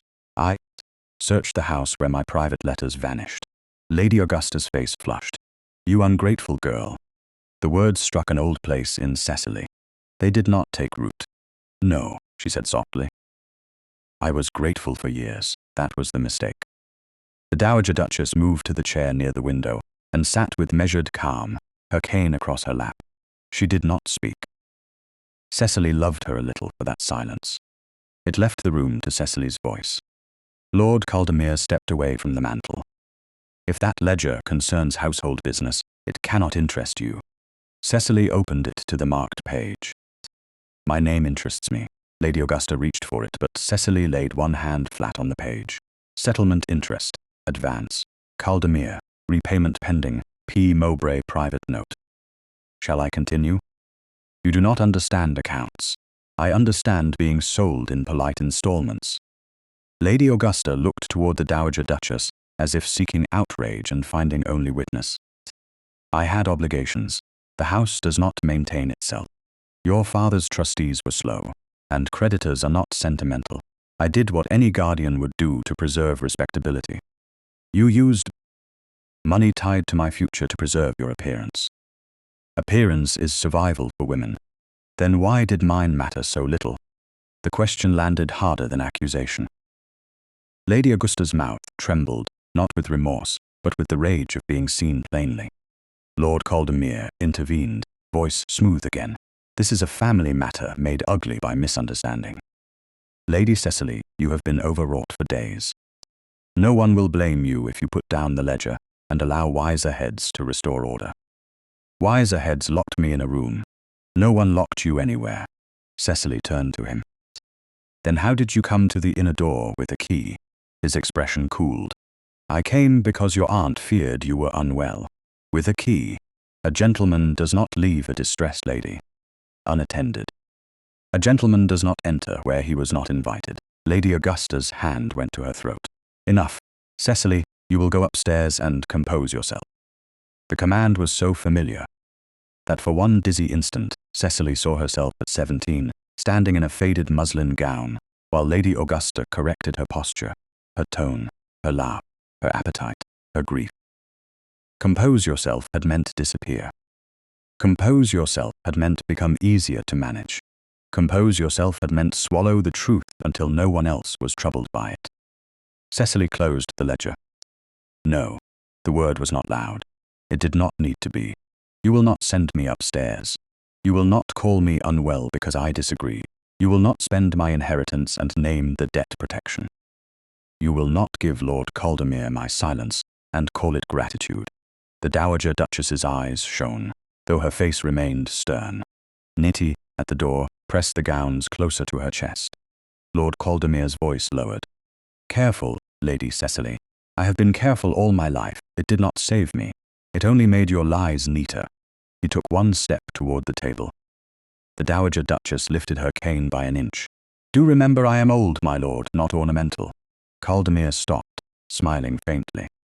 Your Grace mistakes me. I rarely do that twice. Lady Augusta moved quickly to the bell pull. Barnes will show you all out. This conversation is finished. Not yet, Cecily said. Where are my letters? Lady Augusta's eyes flickered to Caldemere. He saw the movement, so did Cecily. That tiny betrayal of direction was enough. Lord Caldemere reached inside his coat and withdrew a packet tied in green ribbon. He held it not like stolen paper, but like a card in a game he still believed he could win. These Nettie made a small sound. Cecily did not move. If she reached for them too quickly, he would own the moment. If she begged, he would own more. Those are mine. Are they? He asked. I had understood they were tokens of confidence, the sort of private writings a lady gives when she has reason to trust a gentleman. I never gave you anything. London may find that difficult. Believe. The door behind Cecily opened before he could continue. Barnes stood there, flustered, and beyond him in the hall was Duke Harrowden, hat in hand, face carved from restraint. He had not burst in. He had waited until the door was opened by the household. His gaze found Cecily first, not the packet. "Lady Cecily," he said. "Do you require me?" The question passed through her like a hand offered at the edge of a fall. "Do you require me? Not I have come. Not stand aside. Not let me end this." She looked at Lady Augusta, at Caldemere, at the packet of stolen letters, and finally at the man who had made one wrong choice and was now trying, visibly, painfully, to make the right one. "Yes, Your Grace," she said, "as witness, not rescue." Harrowden bowed once, as witness. Caldemere's fingers tightened on the green ribbon. Lady Augusta's face drained of colour. Cecily placed her hand on the ledger. The house where silence had been taught was full of people now, and for the first time, silence did not belong to her. For one bright, fragile second, after Duke Harrowden entered the drawing room, Lady Cecily Arundel believed the worst of the trap had been exposed. The ledger lay beneath her hand. The stolen packet sat in Lord Caldemere's grasp. Lady Augusta Merrow stood too close to the bell-pull, pale with fury and fear. Nettie remained by the open door, with the folded gowns held against her like a shield. The Dowager Duchess watched from her chair near the window with the hard patience of a judge who disliked the word judgment because men had made such poor use of it. Harrowden stood at the threshold, not crossing it until Cecily had named him witness. That restraint steadied her more than any dramatic entrance could have done. It also frightened Caldemere. Cecily saw the moment he understood that he could not provoke the Duke, as he had at Brooks's, not here, not with her, choosing the shape of his presence. Lord Caldemere's fingers tightened around the green ribbon. "How touching," he said. "Your Grace has learned to wait outside doors." Harrowden did not look at him. His gaze remained on Cecily. "Do you want the packet placed on the table?" "Yes," Caldemere laughed softly. "Lady Cecily may want many things. That does not give her rights over papers freely given." "They were taken from my desk," Cecily said. "Prove that," he replied. The old words rose around her. "Prove it. Explain it. Make your truth more elegant than his lie." Cecily felt the familiar pressure to grow smaller beneath demand. Instead, she looked at Nettie. "Nettie, close the door, please." The maid's eyes widened. Lady Augusta seized upon it at once. "Absolutely not. I will not be trapped in my own drawing room while my niece stages hysterics before a duke." Cecily looked at her aunt. "No one will be trapped. That is why the door remains unlocked." She turned back to Nettie. "Close it, but do not lock it." Nettie obeyed. The soft click sounded nothing like the locked door at Rookmere. This one could open. That difference mattered. Caldemere looked amused again, though a muscle moved near his jaw. "Very well. Since we have decided upon theatre, let us finish it properly." He withdrew a folded paper from inside the packet and laid it on the table, keeping the rest in his hand. Lady Cecily will sign a brief statement acknowledging that she misunderstood events at Rookmere Park. No accusation need be made. No unpleasant detail need enter public circulation. I will withdraw any claim of an understanding. Lady Augusta's accounts will not be discussed. Everyone leaves preserved. Lady Augusta breathed his name with relief. "Lord Caldemere, it is generous," he said. "Far more generous than this behavior merits." Cecily looked at the paper. The statement was short, neatly written, and deadly. It did not say she lied. It said she had been frightened. It did not say Caldemere was innocent. It said his conduct had been misread. It did not mention the locked door, the key, the glove, the letters, or the ledger. It made her appear unstable enough to be forgiven and unreliable enough never to be believed. "No," Cecily said. Caldemere's smile faded. "Consider carefully. I have. You are not only protecting yourself." His glance moved to Nettie. Servants who spread household stories often suffer for it. Nettie went white. Cecily felt Harrowden's stillness sharpen, but he did not move. She had asked him to witness. She had not asked him to rescue. That trust pressed against her heart like a warm hand and a heavy charge. "Nettie has told the truth," Cecily said. Then truth should welcome signatures. Caldemere pushed the paper closer. Sign. No. Lady Augusta stepped in, voice trembling with desperation rather than tenderness. Cecily, you foolish girl, take the mercy while it is offered. Do you think a duke's attention will protect you forever? Do you think London will love defiance in a woman? You have no father to fight for you. Your trustees are distant. Your name has already been handled in public. Do not make yourself impossible to save. Cecily lifted her eyes from the statement. You keep using that word. What word? Save. Lady Augusta's mouth tightened. Cecily's voice remained quiet. I climbed out a window because no one had left me a door. Today I leave by one. She reached beside the table, found the cord of the servant bell, and pulled. The ring sounded below stairs, sharp and clean. Caldemere's expression changed, not anger first. Surprise. He had not believed she would summon witnesses into a room where he held stolen letters. Lady Augusta lunged one step toward the cord. Too late. What have you done? I have called the house to hear what the house was used to hide. Footsteps answered from the hall. Barnes entered first, troubled and dignified. Behind him came Mrs. Vale, who had arrived in the Dowager Duchess's carriage, and now looked entirely unsurprised to be necessary. Nettie stepped aside to let in the Dowager Duchess's solicitor, Mr. Elwick, a narrow man with tired eyes and a mouth made for refusing nonsense. Harrowden had arranged that much. Cecily knew it at once. He had not burst through the door. He had placed truth within reach of it. Caldemere recovered with admirable speed. This is absurd. A servant bell is not a court. No, Mr. Elwick said, removing his gloves. It is often more efficient. The Dowager Duchess's lips twitched.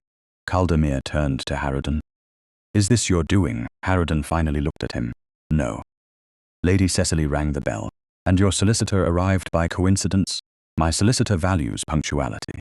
Cecily almost smiled. Almost. The room was too dangerous for that, Mr. Elwick bowed to Cecily.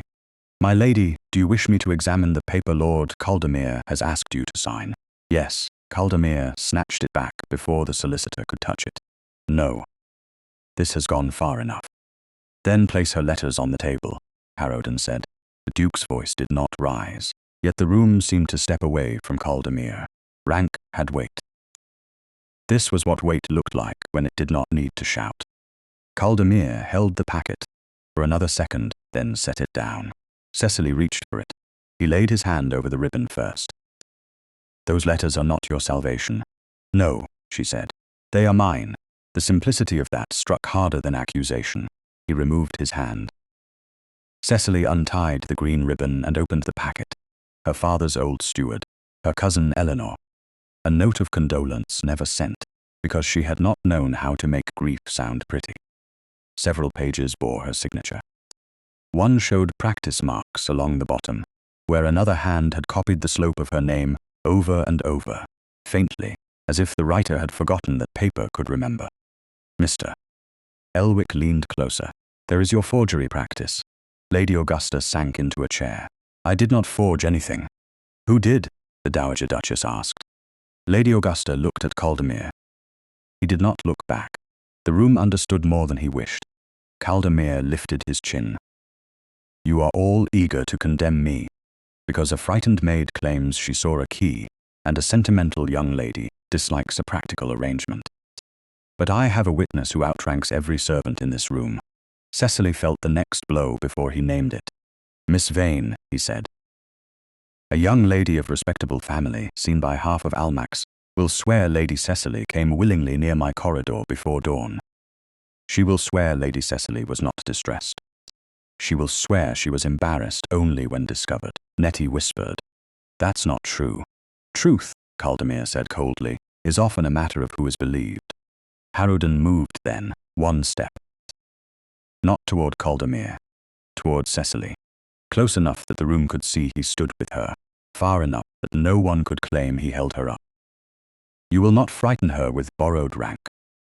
Caldemere smiled again, thin and mean beneath the polish. Borrowed? Miss Vane's mother is already speaking to 3 hostesses. By tomorrow, Your Grace, the story will be settled. Cecily looked at the letters, the ledger, the statement, the witnesses. So many pieces. Still not enough, not while society preferred a convenient lie delivered by a young lady in white gloves. Then tomorrow is too late, she said. The Dowager Duchess leaned forward. What do you require? Cecily turned to Harrowden. The lie began at Rookmere Park. It should end there, Lady Augusta stared. You would drag this back before everyone? No, Cecily said. I will carry it there myself. Harrowden's eyes held hers, grave and steady. Then I will send for the proper witnesses. Family representatives, Mr. Elwick, Mrs. Vale. The vicar, if you wish respectability to have a chair. And Miss Vane, Cecily said. Caldemir's smile thinned. You may regret that invitation. Cecily gathered her letters and tied the green ribbon herself. I regret silence more. For the first time, Lord Caldemere had no answer ready. Outside the drawing room, the hall stood open, servants watching and pretending not to. Cecily walked to the door with the packet in one hand, and the ledger in the other. No window, no ledge. No fall. She crossed the threshold while everyone watched, and this time the room did not keep her. Rookmere Park looked smaller when Lady Cecily Arundel returned to it by daylight. That was the first strange mercy. The windows were still tall, the stone still pale, the east lawn still sloped toward the ivy, where she had once clung in the grey before dawn. But the house longer seemed large enough to contain the lie it had made. Carriages stood in a solemn line before the entrance, their wheels dark with road mud. Inside, footmen moved with careful faces, not whispering now, because whispers had done too much damage already. The drawing room had been arranged without music, without tea, and without the little comforts by which society disguised cruelty as conversation. Chairs formed a wide half-circle. Near the hearth sat the Dowager Duchess of Harrowden, her cane across her lap. Mr. Elwick stood by a writing table with another solicitor, Mr. Fairholt, who represented Cecily's trustees. The vicar of the parish had been given a chair near the window. Not because this was a church matter, but because respectability often behaved better when conscience wore a collar. Miss Vane and her mother sat together, pale and stiff. Lady Augusta Merrow occupied a chair with its back too straight for comfort. Lord Caldemere stood near the mantel, exactly where a gentleman might stand if he wished to appear wronged rather than cornered. Duke Harrowden entered last, but he did not take the centre of the room. He stood beside the door through which Cecily had come, not in front of her, beside the way out. That detail steadied her more than any vow could have done. Mr. Elwick cleared his throat. Lady Cecily, you requested that the matter begin with your account. Caldemere smiled faintly. How theatrical. Cecily looked at him. No. Theatrical would have been fainting. A few eyes lowered. The Duke did not smile, but she felt his attention warm the air at her shoulder. Cecily stepped to the small table where the objects had been placed. The torn ivory fragment, the whole glove, the forged understanding, the packet of letters tied in green ribbon, the red leather ledger. They looked pitifully small for the amount of harm they had carried. I was sent to the blue sitting room after dinner, she said. Her voice was clear enough to reach the back chairs. Lady Augusta told me to rest. The outer door locked after I entered. The inner door was also secured. Lord Caldemere came to that inner door with a key. I did not invite him. I did not expect him. I believed that if he entered and I was found with him, I would be forced to accept his proposal or carry the blame for refusing it. So I chose the window. Miss Vane made a tiny sound. Cecily did not look at her. I tore my glove on the latch. His Grace found me on the east lawn and asked who had locked the door. He did not ask what I had done to deserve it. The sentence moved through the room like a hand drawing back a curtain. Lord Caldemere gave a soft sigh. A vivid account. Unfortunately, fear has a gift for revising memory. Then let us use things that do not fear, Mr. Elwick said. The glove, the key, the letters, and the accounts. Nettie was called next. She entered in a plain dark gown provided by the Dowager Duchess, her cap neat, her face white but determined. Cecily wanted to reach for her hand. She did not, because the girl deserved to be seen standing on her own. Nettie curtsied. I saw Mr. Phelps take a spare key from Mrs. Harker's cabinet. It had a blue ribbon. He said it was for a dressing case, but it was a room key. I later saw Lady Augusta's maid pack a dispatch box and a red ledger with the gowns. Lady Augusta lifted her chin. Servants see what they are paid to see. The Dowager Duchess's cane tapped once, and ladies often pay to avoid being seen. Do not insult the room, Augusta. Mr. Fairholt opened the ledger. His voice was dry, precise, and devastating. He read the entries without flourish. Cecily's settlement interest had been advanced against. Payments had been made under Lady Augusta's hand to settle obligations tied to Lord Caldemere's notes. The sums were not large enough to ruin an estate, but large enough to explain fear, haste, and the need to bind Cecily to a man who could bury inconvenient accounts under marriage. Lady Augusta's composure cracked at the edges. I intended to restore every pound. With Lord Caldemere's assistance? Mr. Fairholt asked. She said nothing. That silence answered more clearly than confession. Caldemere stepped away from the mantel. This proves debt, not coercion. Families make arrangements. Ladies misunderstand pressure when they dislike prudence. Harrowden's voice entered quietly. You were not asked. Caldemere's face tightened. Mr. Elwick unfolded the forged understanding and set it beside Cecily's letters. Now the handwriting. He did not turn the room into a lecture. He did something worse for Caldemere. He made the truth simple. The capital C in Cecily's true signature opened loosely. The forged one was too careful. Her final Y always fell slightly below the line when she wrote quickly. The forged hand kept it neat, as if copying rather than thinking. On one stolen letter, faint marks at the bottom showed the same signature attempted again and again. The vicar leaned forward. Miss Vane's mother shut her eyes. Caldemere said, handwriting is uncertain. Cecily answered before the solicitor could. Not to the person whose name was stolen. He looked at her then with open dislike, the polish thinning at last. You speak boldly now because a duke stands in the room. I speak boldly now because I once climbed from a window rather than marry you. The words landed. No one breathed for a moment. Then Mr. Elwick turned to Miss Vane. Miss Vane, you stated at Almack's that you saw Lady Cecily near Lord Caldemere's corridor before dawn. At what hour? Miss Vane's lips trembled. I was not watching the clock. Before dawn? Yes. From where? The upper corridor. At Rookmere Park. Her mother gripped her wrist. Miss Vane glanced at Caldemere, just once, but once was enough. I may have been mistaken about the corridor. Were you awake before dawn? The Dowager Duchess asked softly. Miss Vane's eyes filled. Mamma said it would help settle things. Lord Caldemere said Lady Cecily would be married anyway, and that no one would be harmed if the story became orderly. Her mother whispered her name in horror, but the room had heard. Caldemere went still, then gave a short laugh. A nervous girl invents excuses. No, Miss Vane said, surprising everyone, including herself.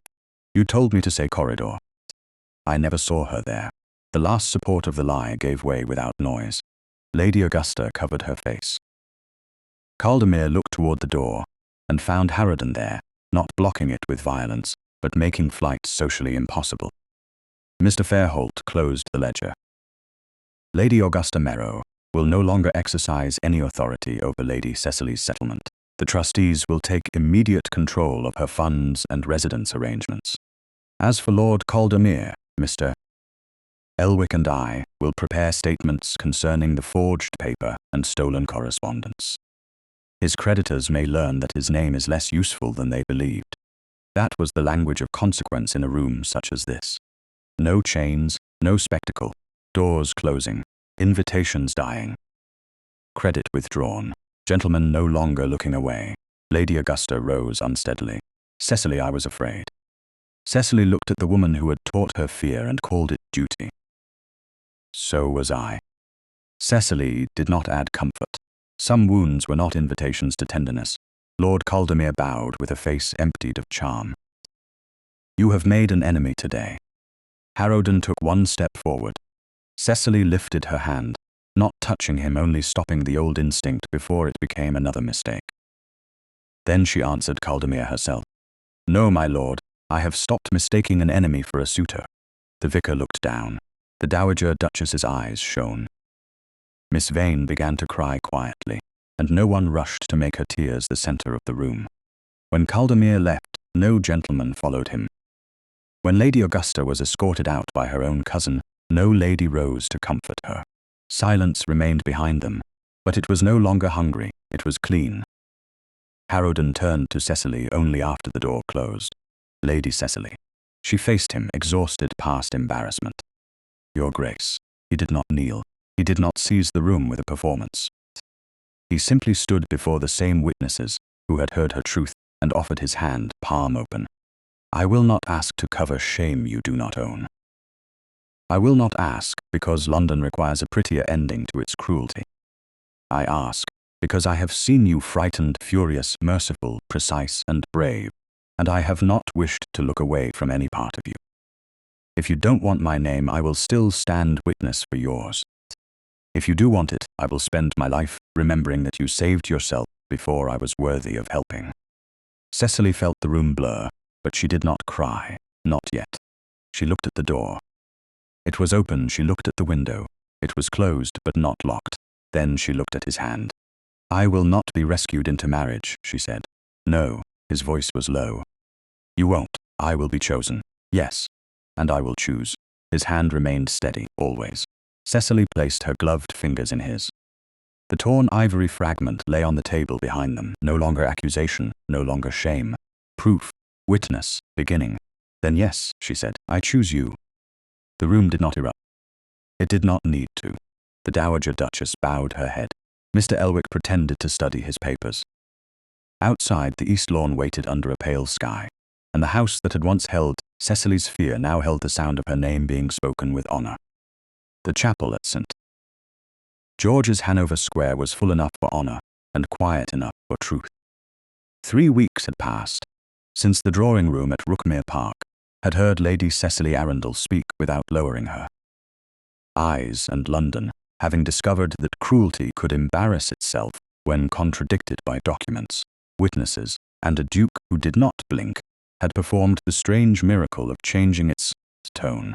The same women who had once sent notes scented with concern now sent flowers. The same gentlemen who had laughed behind club newspapers now bowed with solemn respect when Duke Harrowden entered a room. Lord Caldemere had withdrawn from every invitation that mattered before any hostess could be forced to refuse him aloud. His creditors, no longer comforted by the prospect of Cecily's settlement, had become suddenly exact. Lady Augusta Merrow had been removed from every practical authority over Cecily's funds, her letters answered by trustees rather than obedience, and her name spoken in drawing rooms with the careful pity reserved for people who had been exposed without being forgiven. None of that filled Cecily's heart as she stood in the chapel aisle. Justice was necessary, but it was not the same as peace. Peace came in smaller ways. Nettie stood near the back, in a new dark gown, employed now by the Dowager Duchess, and blushing whenever anyone addressed her as if she mattered, Mrs. Vale dabbed her eyes with a handkerchief, and pretended the dust troubled her. Mr. Elwick sat stiffly beside Mr. Fairholt, both men looking as if weddings were legal conclusions with flowers. The Dowager Duchess wore violet again, her cane across her knees, her face severe enough to frighten sentiment, and tender enough to undo Cecily entirely. At the front, His Grace, Alastair Renford, Duke of Harrowden, waited without impatience. That was the first vow he had kept before speaking any aloud. He did not look triumphant. He did not look as if he had won her from scandal, society, or another man. He looked as if he understood that a door had opened, and he had been invited through it.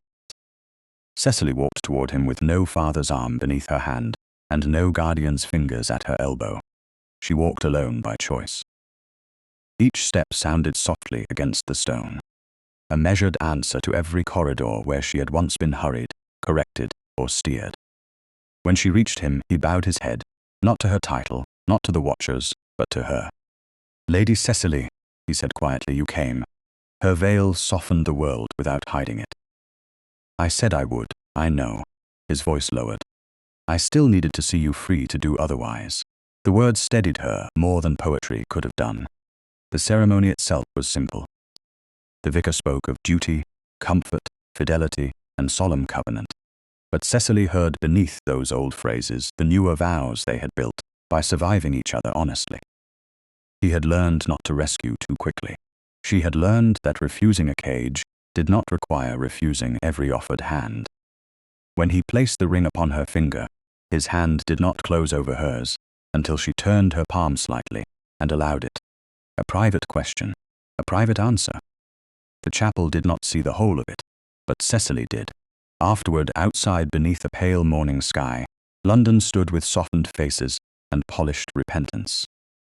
There were bows, curtsies, murmured blessings, and invitations offered more humbly than they had once been withheld.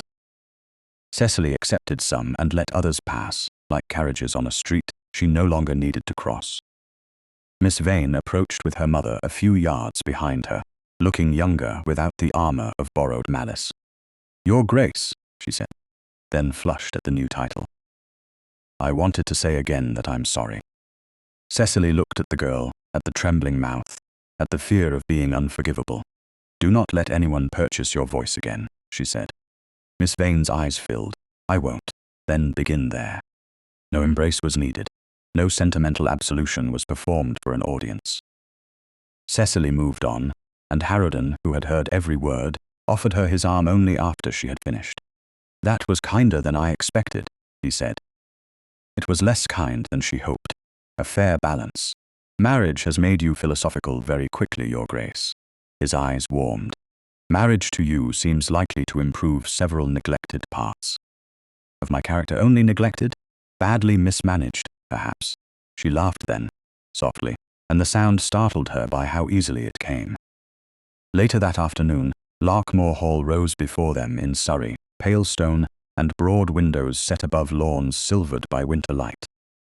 It was not as severe as Rookmere Park, nor as anxious as Merrow House. It seemed to breathe.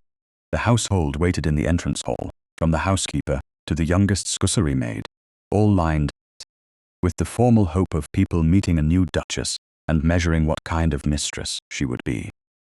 Cecily felt the old instinct to become perfect. Then Alistair's hand brushed near hers, not taking it, only reminding her that she did not have to vanish inside a role. She greeted them one by one. She remembered names when she could. When Nettie, now accompanying the Dowager Duchess for a short stay, stood behind the others with shy pride, Cecily smiled. "I am glad you are here." The girl curtsied, glowing. The housekeeper led them through rooms prepared with flowers, fires, and restrained elegance. Cecily admired what required admiring, but Alistair did not let the tour become a parade. At last, he took her to a smaller room facing east. The door stood closed. He removed a key from his pocket and placed it in her hand. It was brass, warm from him, plain enough to be useful. "This room is yours," he said. "Not because a duchess requires a sitting room, because Cecily requires a door that answers to her." She looked at the key. Her throat tightened. "You remembered." "I remember doors now with great seriousness." He opened it, then stepped aside so she entered first. The room held a writing desk by the window, shelves waiting for books, a small work table, and a cabinet with glass doors. On the desk lay several papers from Mr. Fairholt, confirming the independent management of her settlement and her right to direct her personal correspondence without interference. No lecture accompanied them, no grand speech. Just proof that freedom had been made practical. Cecily touched the desk, then the window latch. It opened smoothly. Outside, the east lawn of Larkmoor Hall rolled toward a line of bare trees, bright with the last of the afternoon. No ivy climbed beneath this window. No drop threatened. No man waited beyond a locked door. Alistair remained near the threshold. "I can leave you to it." She turned. "Do you want to?" "No." The honesty moved between them, quiet and alive. "But I will." Cecily crossed to the small cabinet and opened her reticule. From it, she took the torn ivory glove wrapped in tissue. The fabric had been cleaned, but not repaired. The rip remained across the palm, plain and irreversible. Beside it she placed the whole glove that Caldemere had used against her. Pain and falsehood, side by side, made harmless by being named. Alistair came closer only when she glanced at him. "Are you certain you wish to keep them?" he asked. "Yes." She set them inside the glass cabinet, not as relics of shame. As reminders. Of what? That I was frightened and still moved. That the first person who saved me was not a duke. His face changed with a tenderness so restrained it hurt more than extravagance. "No," he said, "it was not. But the second person asked before helping. I intend to continue." She closed the cabinet. The little click of the glass door was nothing like the sound of a lock turning against her. It was chosen, it was hers. Alistair reached for her hand, then paused. Even now. Especially now. Cecily smiled and placed her fingers in his. "You may." His thumb rested lightly over her glove. "Welcome home, Cecily." Outside, the last light of day softened toward evening, but in the east window a pale brightness lingered, the promise of the morning that would come after this one. Cecily opened the window herself. Cold air entered, clean and sharp, carrying the scent of winter grass and distant wood smoke. She did not climb out. She did not look for escape. She stood beside her husband in the room, whose key lay warm in her pocket, and for the first time in years, an open window meant not danger, not scandal, not flight, but breath.